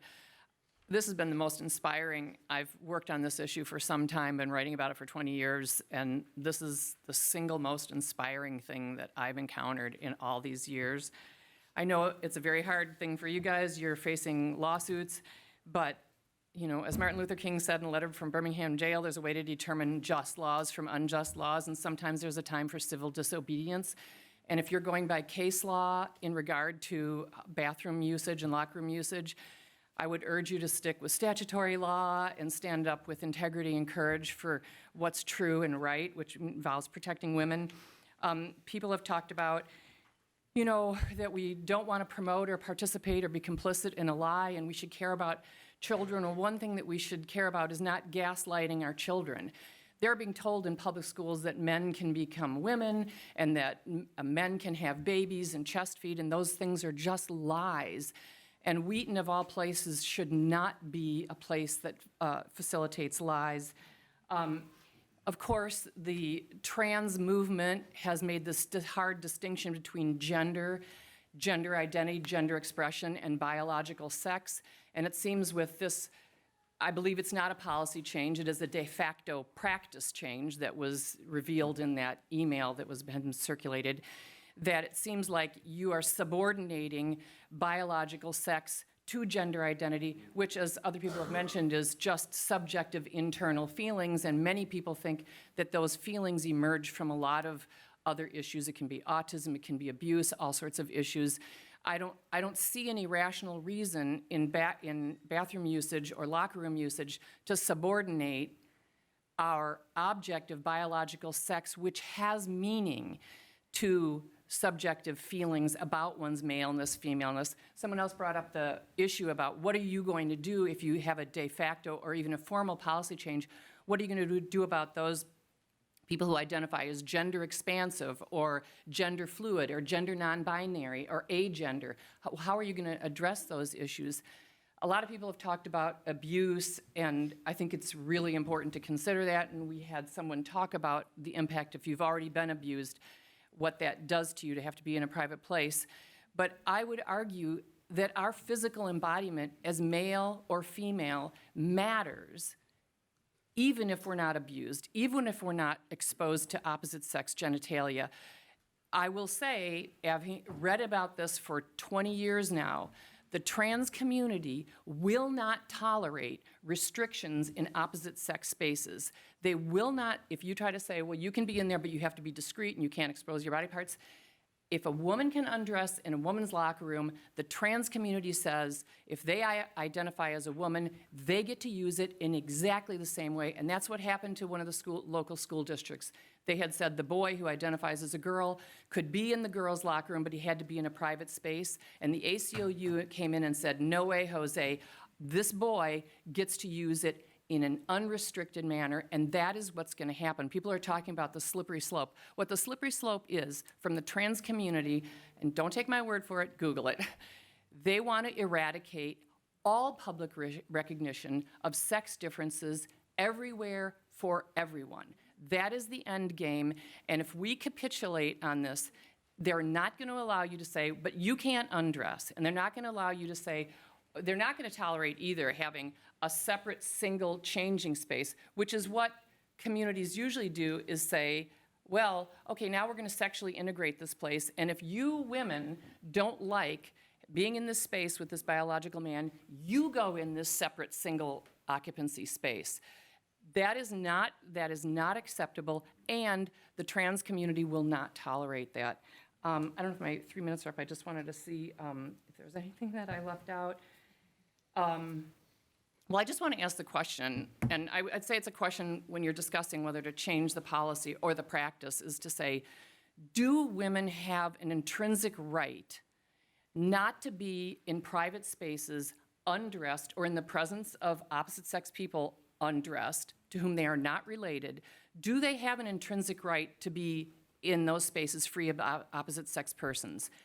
If they do have that intrinsic right, what possible difference could it make to them if you're in that space and you say you're a woman? If I have a right not to be undressed in the presence of men who identify, biological men, it doesn't matter to me how he feels about his maleness or his femaleness or both or neither. So, thank you.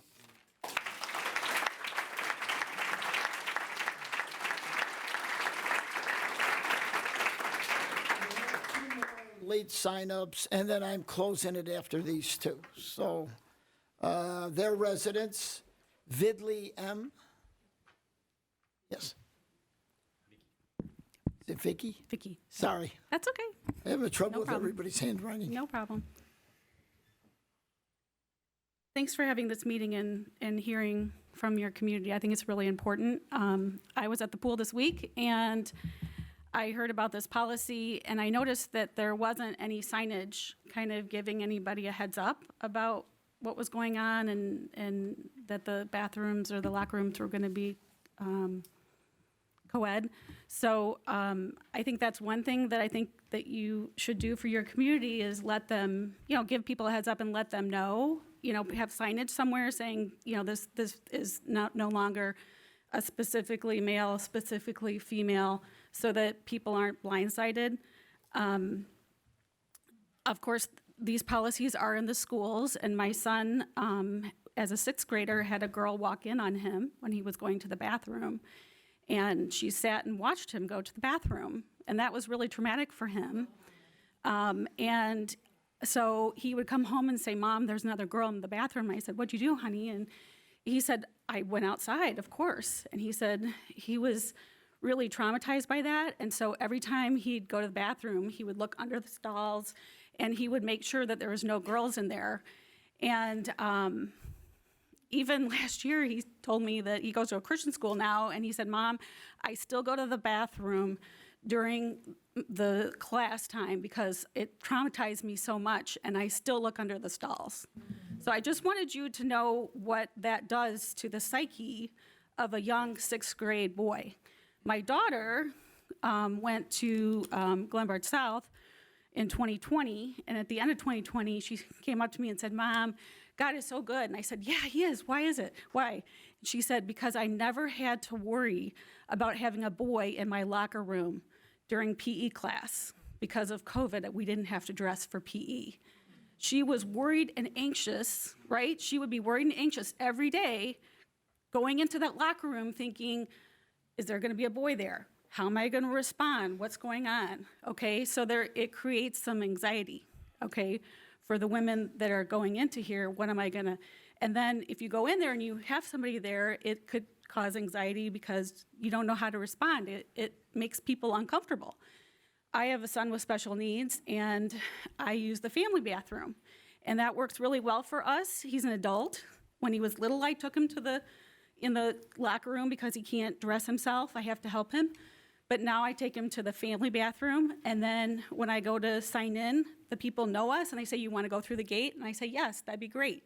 So we go to the family bathroom, we get dressed, and then they open the gate, and then we go through the gate. That's a great solution.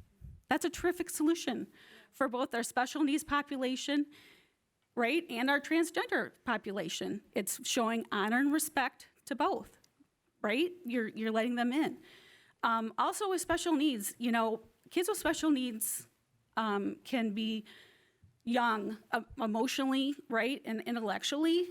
And so if a kid with special needs, I know you guys have WESDRA programs that are running at the Park District all the time. I saw WESDRA was over there when I took my son and saw some kids that we knew.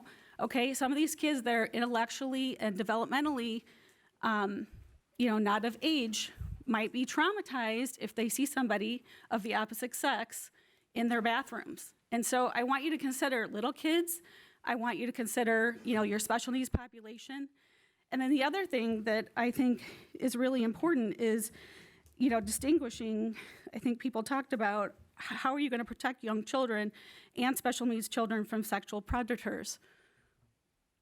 Somebody could put a dress on and go walk in the locker room, right, with bad intentions. So are you going to put cameras in there? Are you going to have somebody walking through and monitoring that? Like, how are you going to defend and protect the kids, the little kids that are running through the locker room? That's something I just would like you to consider. So, thank you.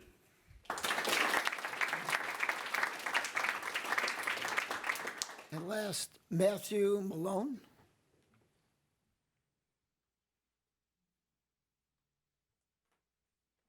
Hello, Matthew Malone, 4745 Main Street in Lisle. I apologize if this is a little disorganized. I wrote most of this out while listening to the hearing. I have mixed feelings about how this hearing has progressed. I would like to apologize on behalf of the community for some of the aggressive remarks that were made, especially early on in the hearing. That said, I believe that the arguments presented over the last hour or so have been significantly better. I endorse most of what was said in that period. I do not hold the council blameless here, although I acknowledge that they have been put in a difficult position. Largely, this is due to a lack of transparency on the part of the council. I think it is naive or disingenuous to hold that a lack of harassment and assault incidents in the past implies that there will be no such incidents in the future. There are two reasons for this. The first is that even though the policy has not changed, the email unequivocally implies that the Park District has adopted a gender identity-based interpretation of the dress policy. Clearly, the public's interpretation, and presumably that of the council 30 years ago when this policy was passed, was based on sex, not gender identity. By publicly signaling the change in the interpretation, the Park District is inviting people to test the waters. Secondly, this issue was not on anybody's radar 25 or 30 years ago. The research of Abigail Schreier and even the federal census demonstrates that the rate of people identifying as transgender, non-binary, et cetera, has increased several times over the last 20 years or so. Obviously, the probability of incidents will increase with the size of the subpopulation. Until these factors are addressed, I call for the council to cease appeals to the text of the policy to defend the interpretation of the policy that was communicated via email. I consider any further equivocation between the text of the policy and interpretation of the policy as an act of bad faith, and I hope that the other community members feel similarly. I had more comments planned for on the concept of gender identity. I think some of the recent community members have done an excellent job demonstrating the flaws in it and why we should not be basing public policy on it. I know everyone's had a long night. Goodbye.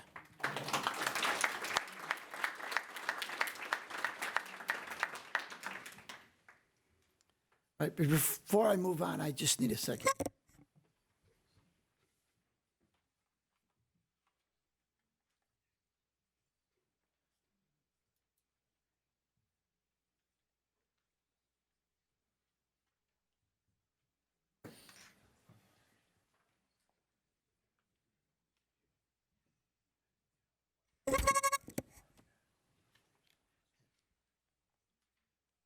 All right, moving on our agenda.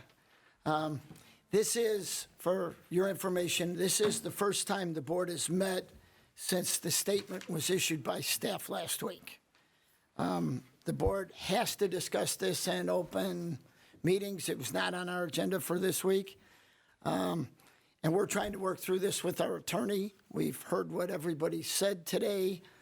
And I've asked our attorney to come to the meeting tonight to advise the board on how our policy can be implemented, how it meets current law, and you know, what we need to be doing. So when we take this up as a discussion item, if we decide to take this up, or if we keep our current written policy and not the statement that was out there, you know, we'll let you know. So, Phil, can you make a couple of comments? Yeah. Obviously, this is a controversial and important issue about which this board needs to look at and look at closely. Your policy is and has been over 3 decades, has been in place that a person over a certain age, originally 6 years of age and now 5 years of age, cannot be in the locker room of the opposite sex.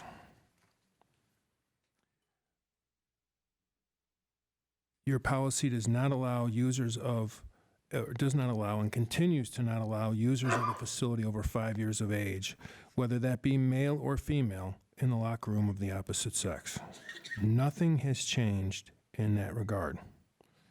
As Mr. Crispin stated the Park District policy correctly, and that is the policy of the Park District. You continue to have the right as a board to police that type of action. The email that has been cited consistently on social media is not the policy of this board. The policy of the board is what's stated in the ordinance. Nothing that any single person can say changes the policy of this board or the practice. The only people who can create that kind of change are the people sitting here to my left. That has not occurred. This board is going to, obviously this is a huge issue. We appreciate the fact that these people are here. I think I'm speaking for the board, even though I'm not a member of it, and I think the board appreciates hearing that.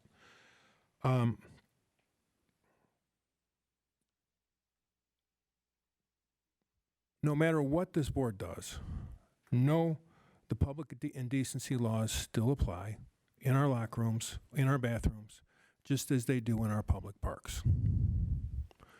There is no difference in that location. And public indecency brings with it a felony charge, a Class 4 felony with up to 3 years in jail.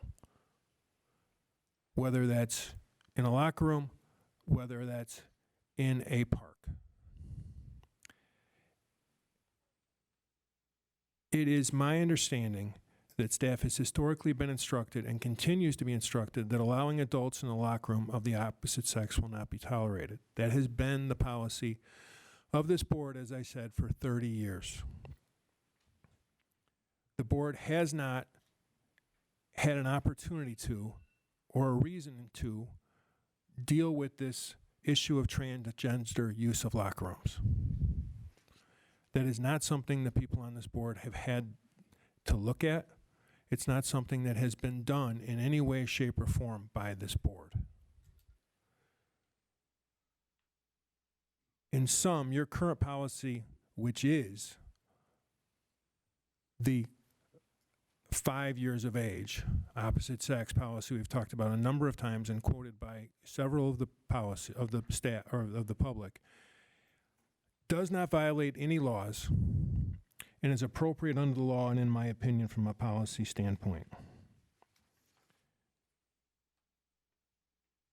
Nothing in the law requires a change in the ordinance that's at stake and in front of that you have already passed.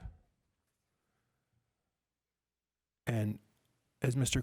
Kelly clearly said, the board intends, as I know from talking to several of them, to take the steps necessary and possible and legal to ensure that the safety of your residents.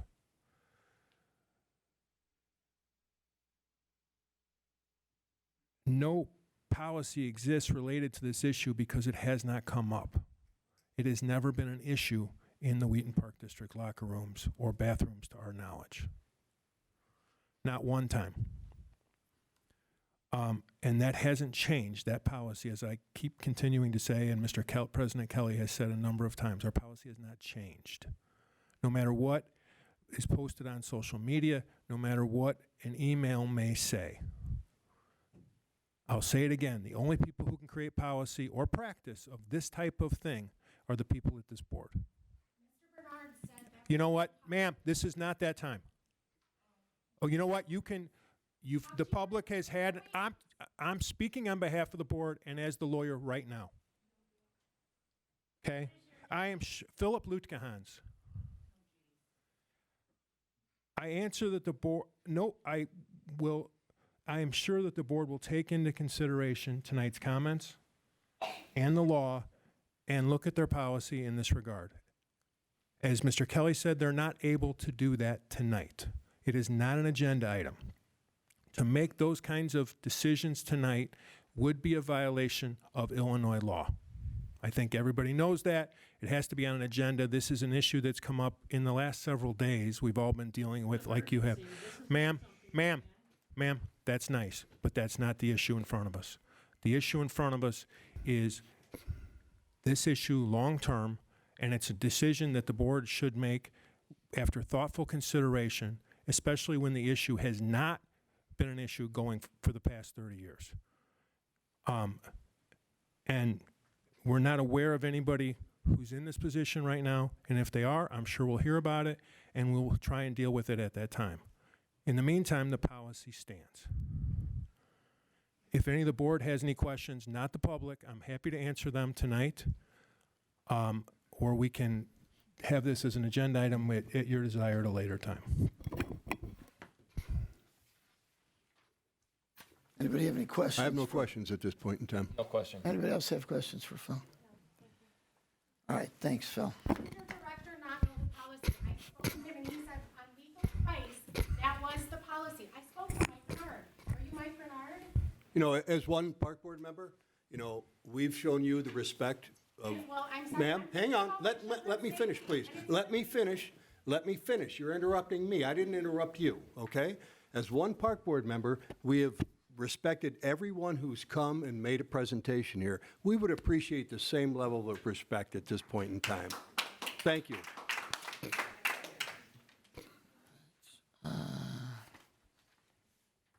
Want to move on to the next item of business? You're all welcome to stay for the rest of the meeting or depart as you see fit.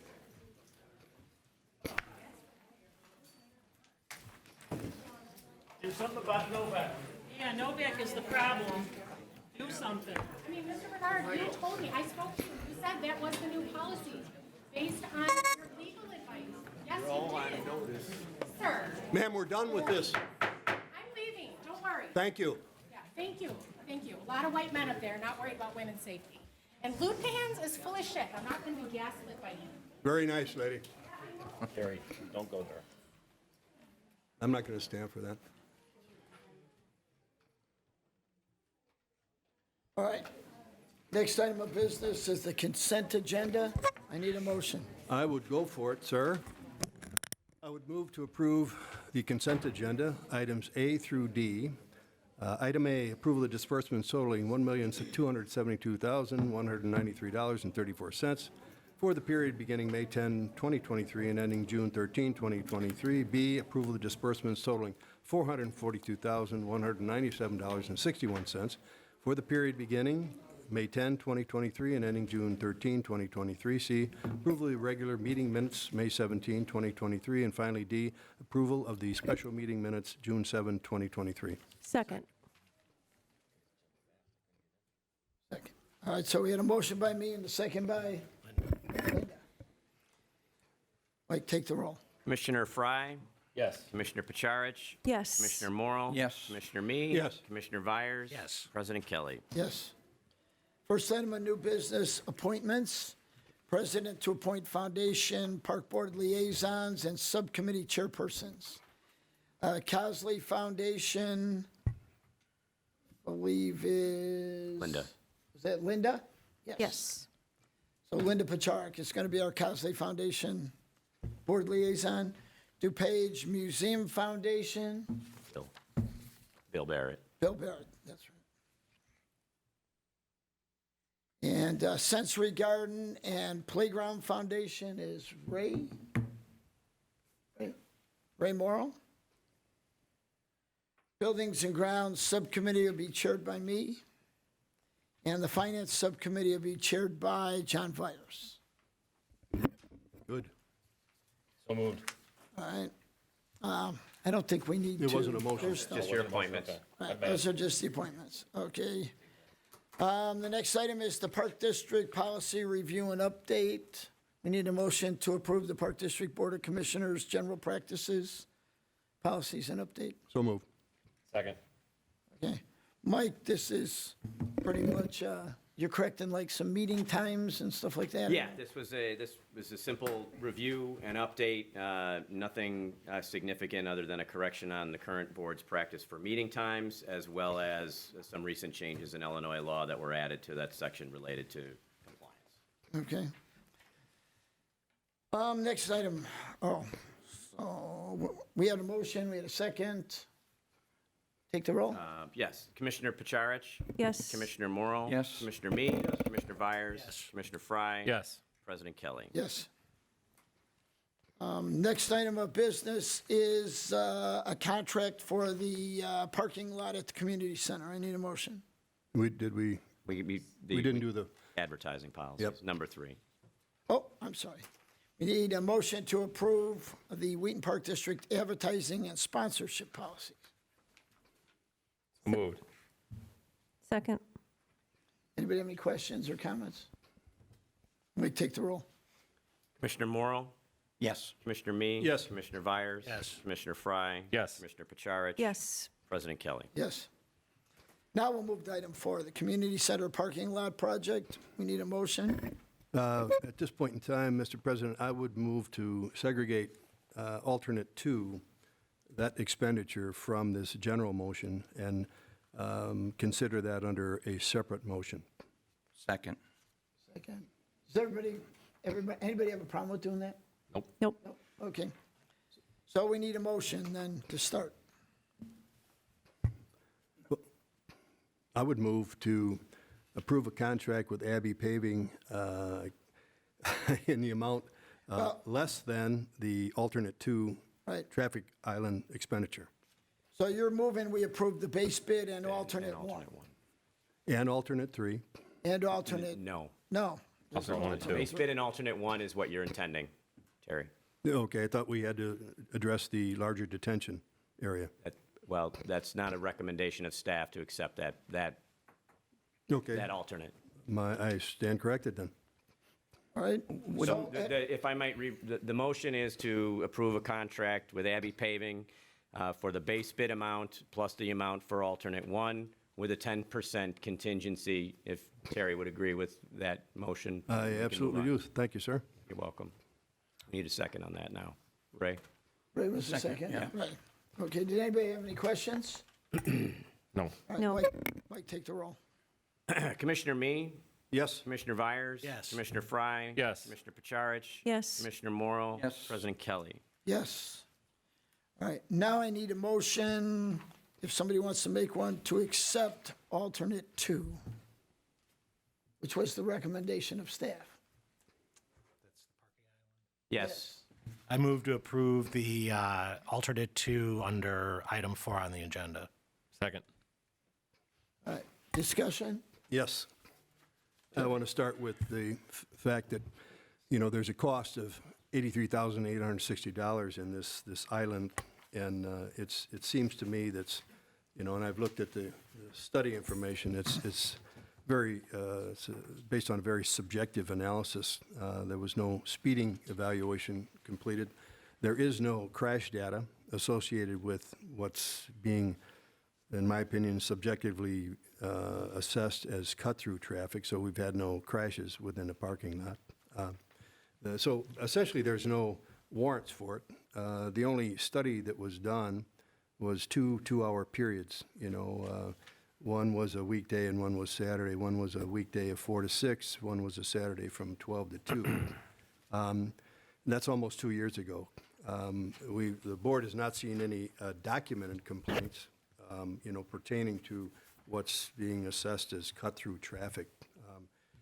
And, the total traffic numbers identified, during those 2 two-hour periods was approximately 127 cars, 70 in one day and 57 in the next. But, without any speed data, without any crash data, I mean, I can't support, spending another $83,860 to apparently divert traffic that doesn't, in my opinion, need to be diverted.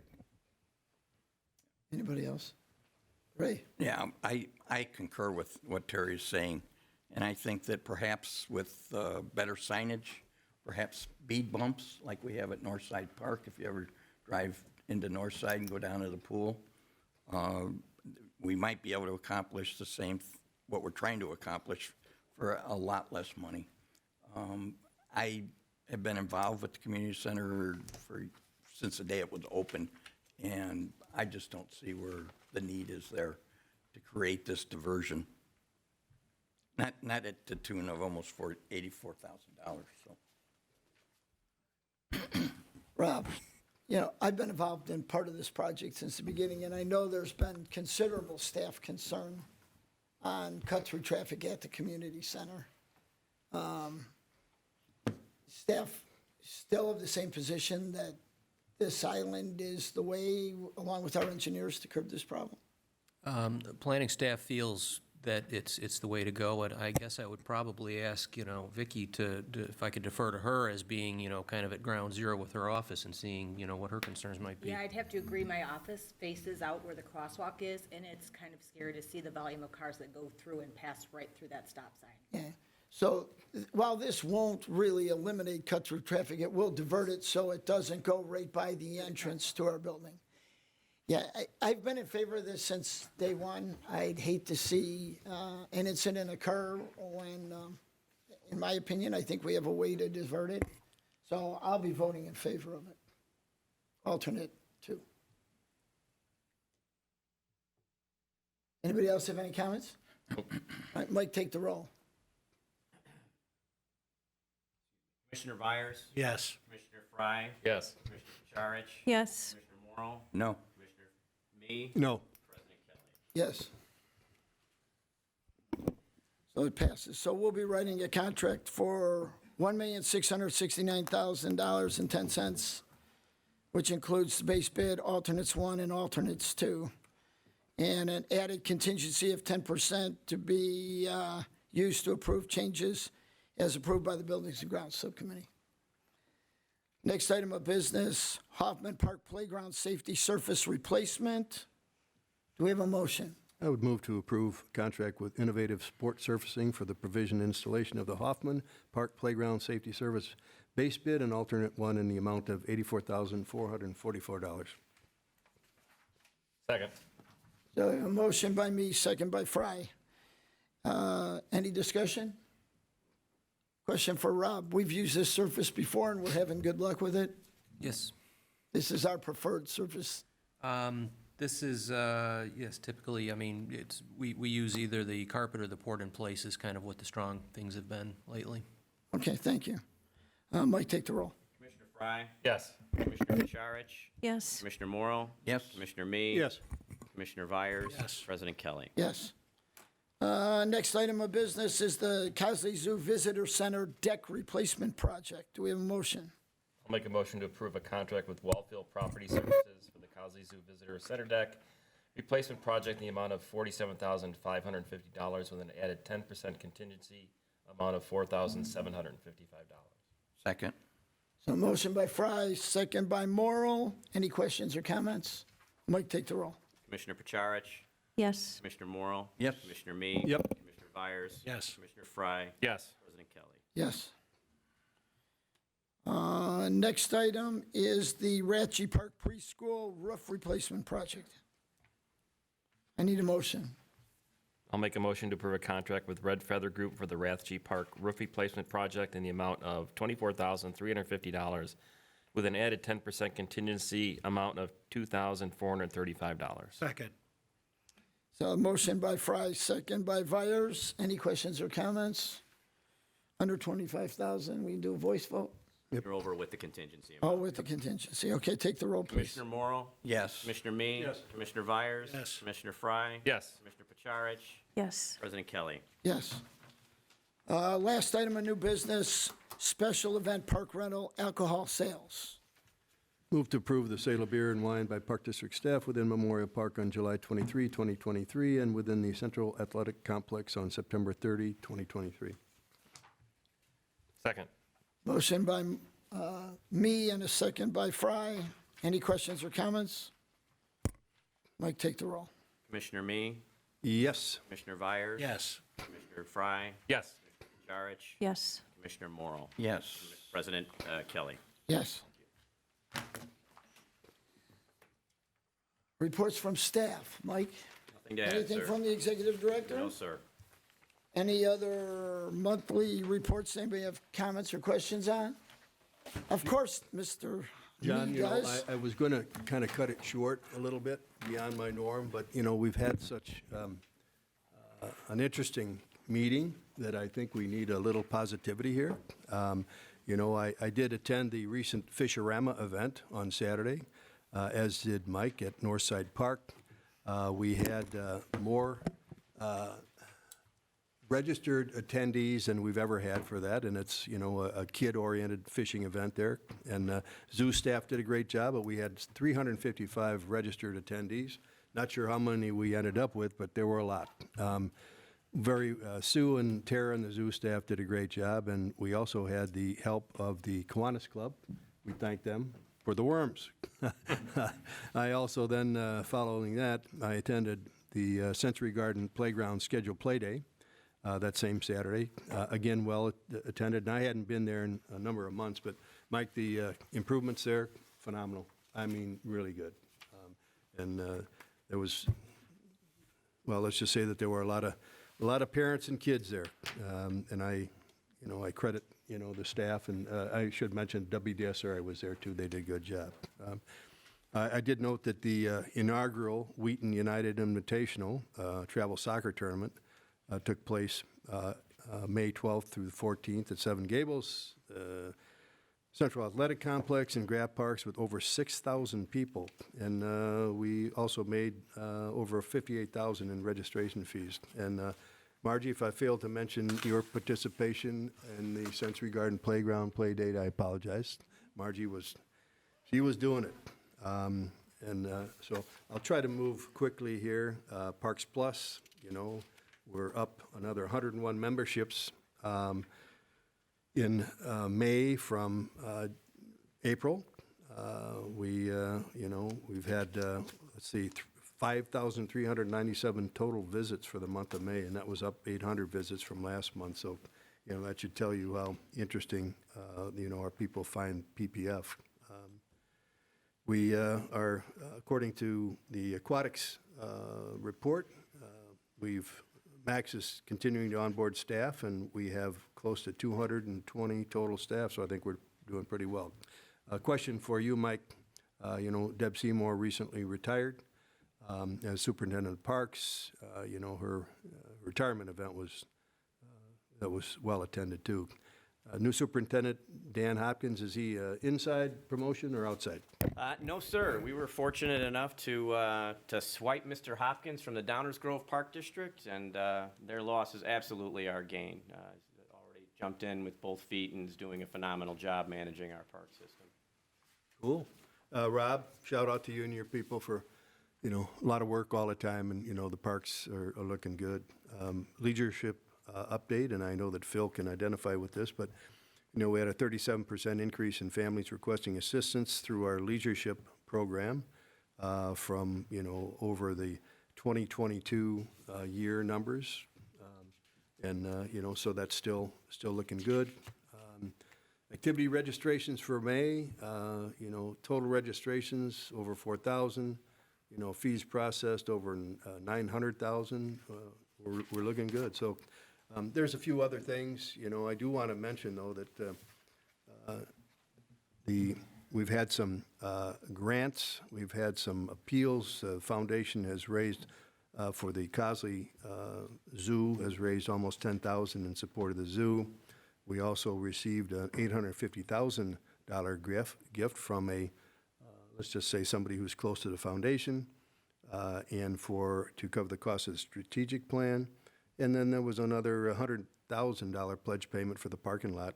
And then following that, an additional anonymous $20,000 donation to be used as a match for an upcoming June event. So I think we're doing a lot of right things. And thank you. I wanted to kind of end our meeting on a little different note today. Thanks, Terry. Ray? Just a couple of things. Again, congratulate the athletic department for hosting a tournament for 129 teams.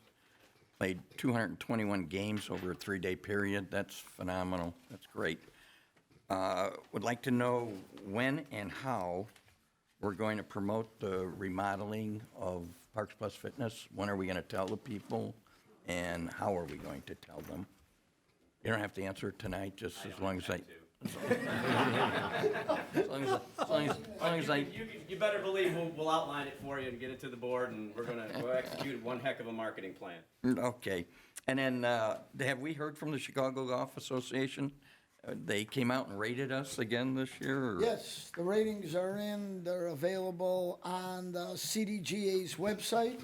Oh, well, I don't And go there. our course actually rated a little bit harder than the last time it was rated, probably due to the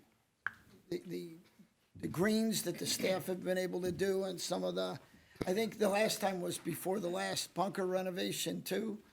So, say it rates just a little bit harder than it did the last time. Oh. Okay.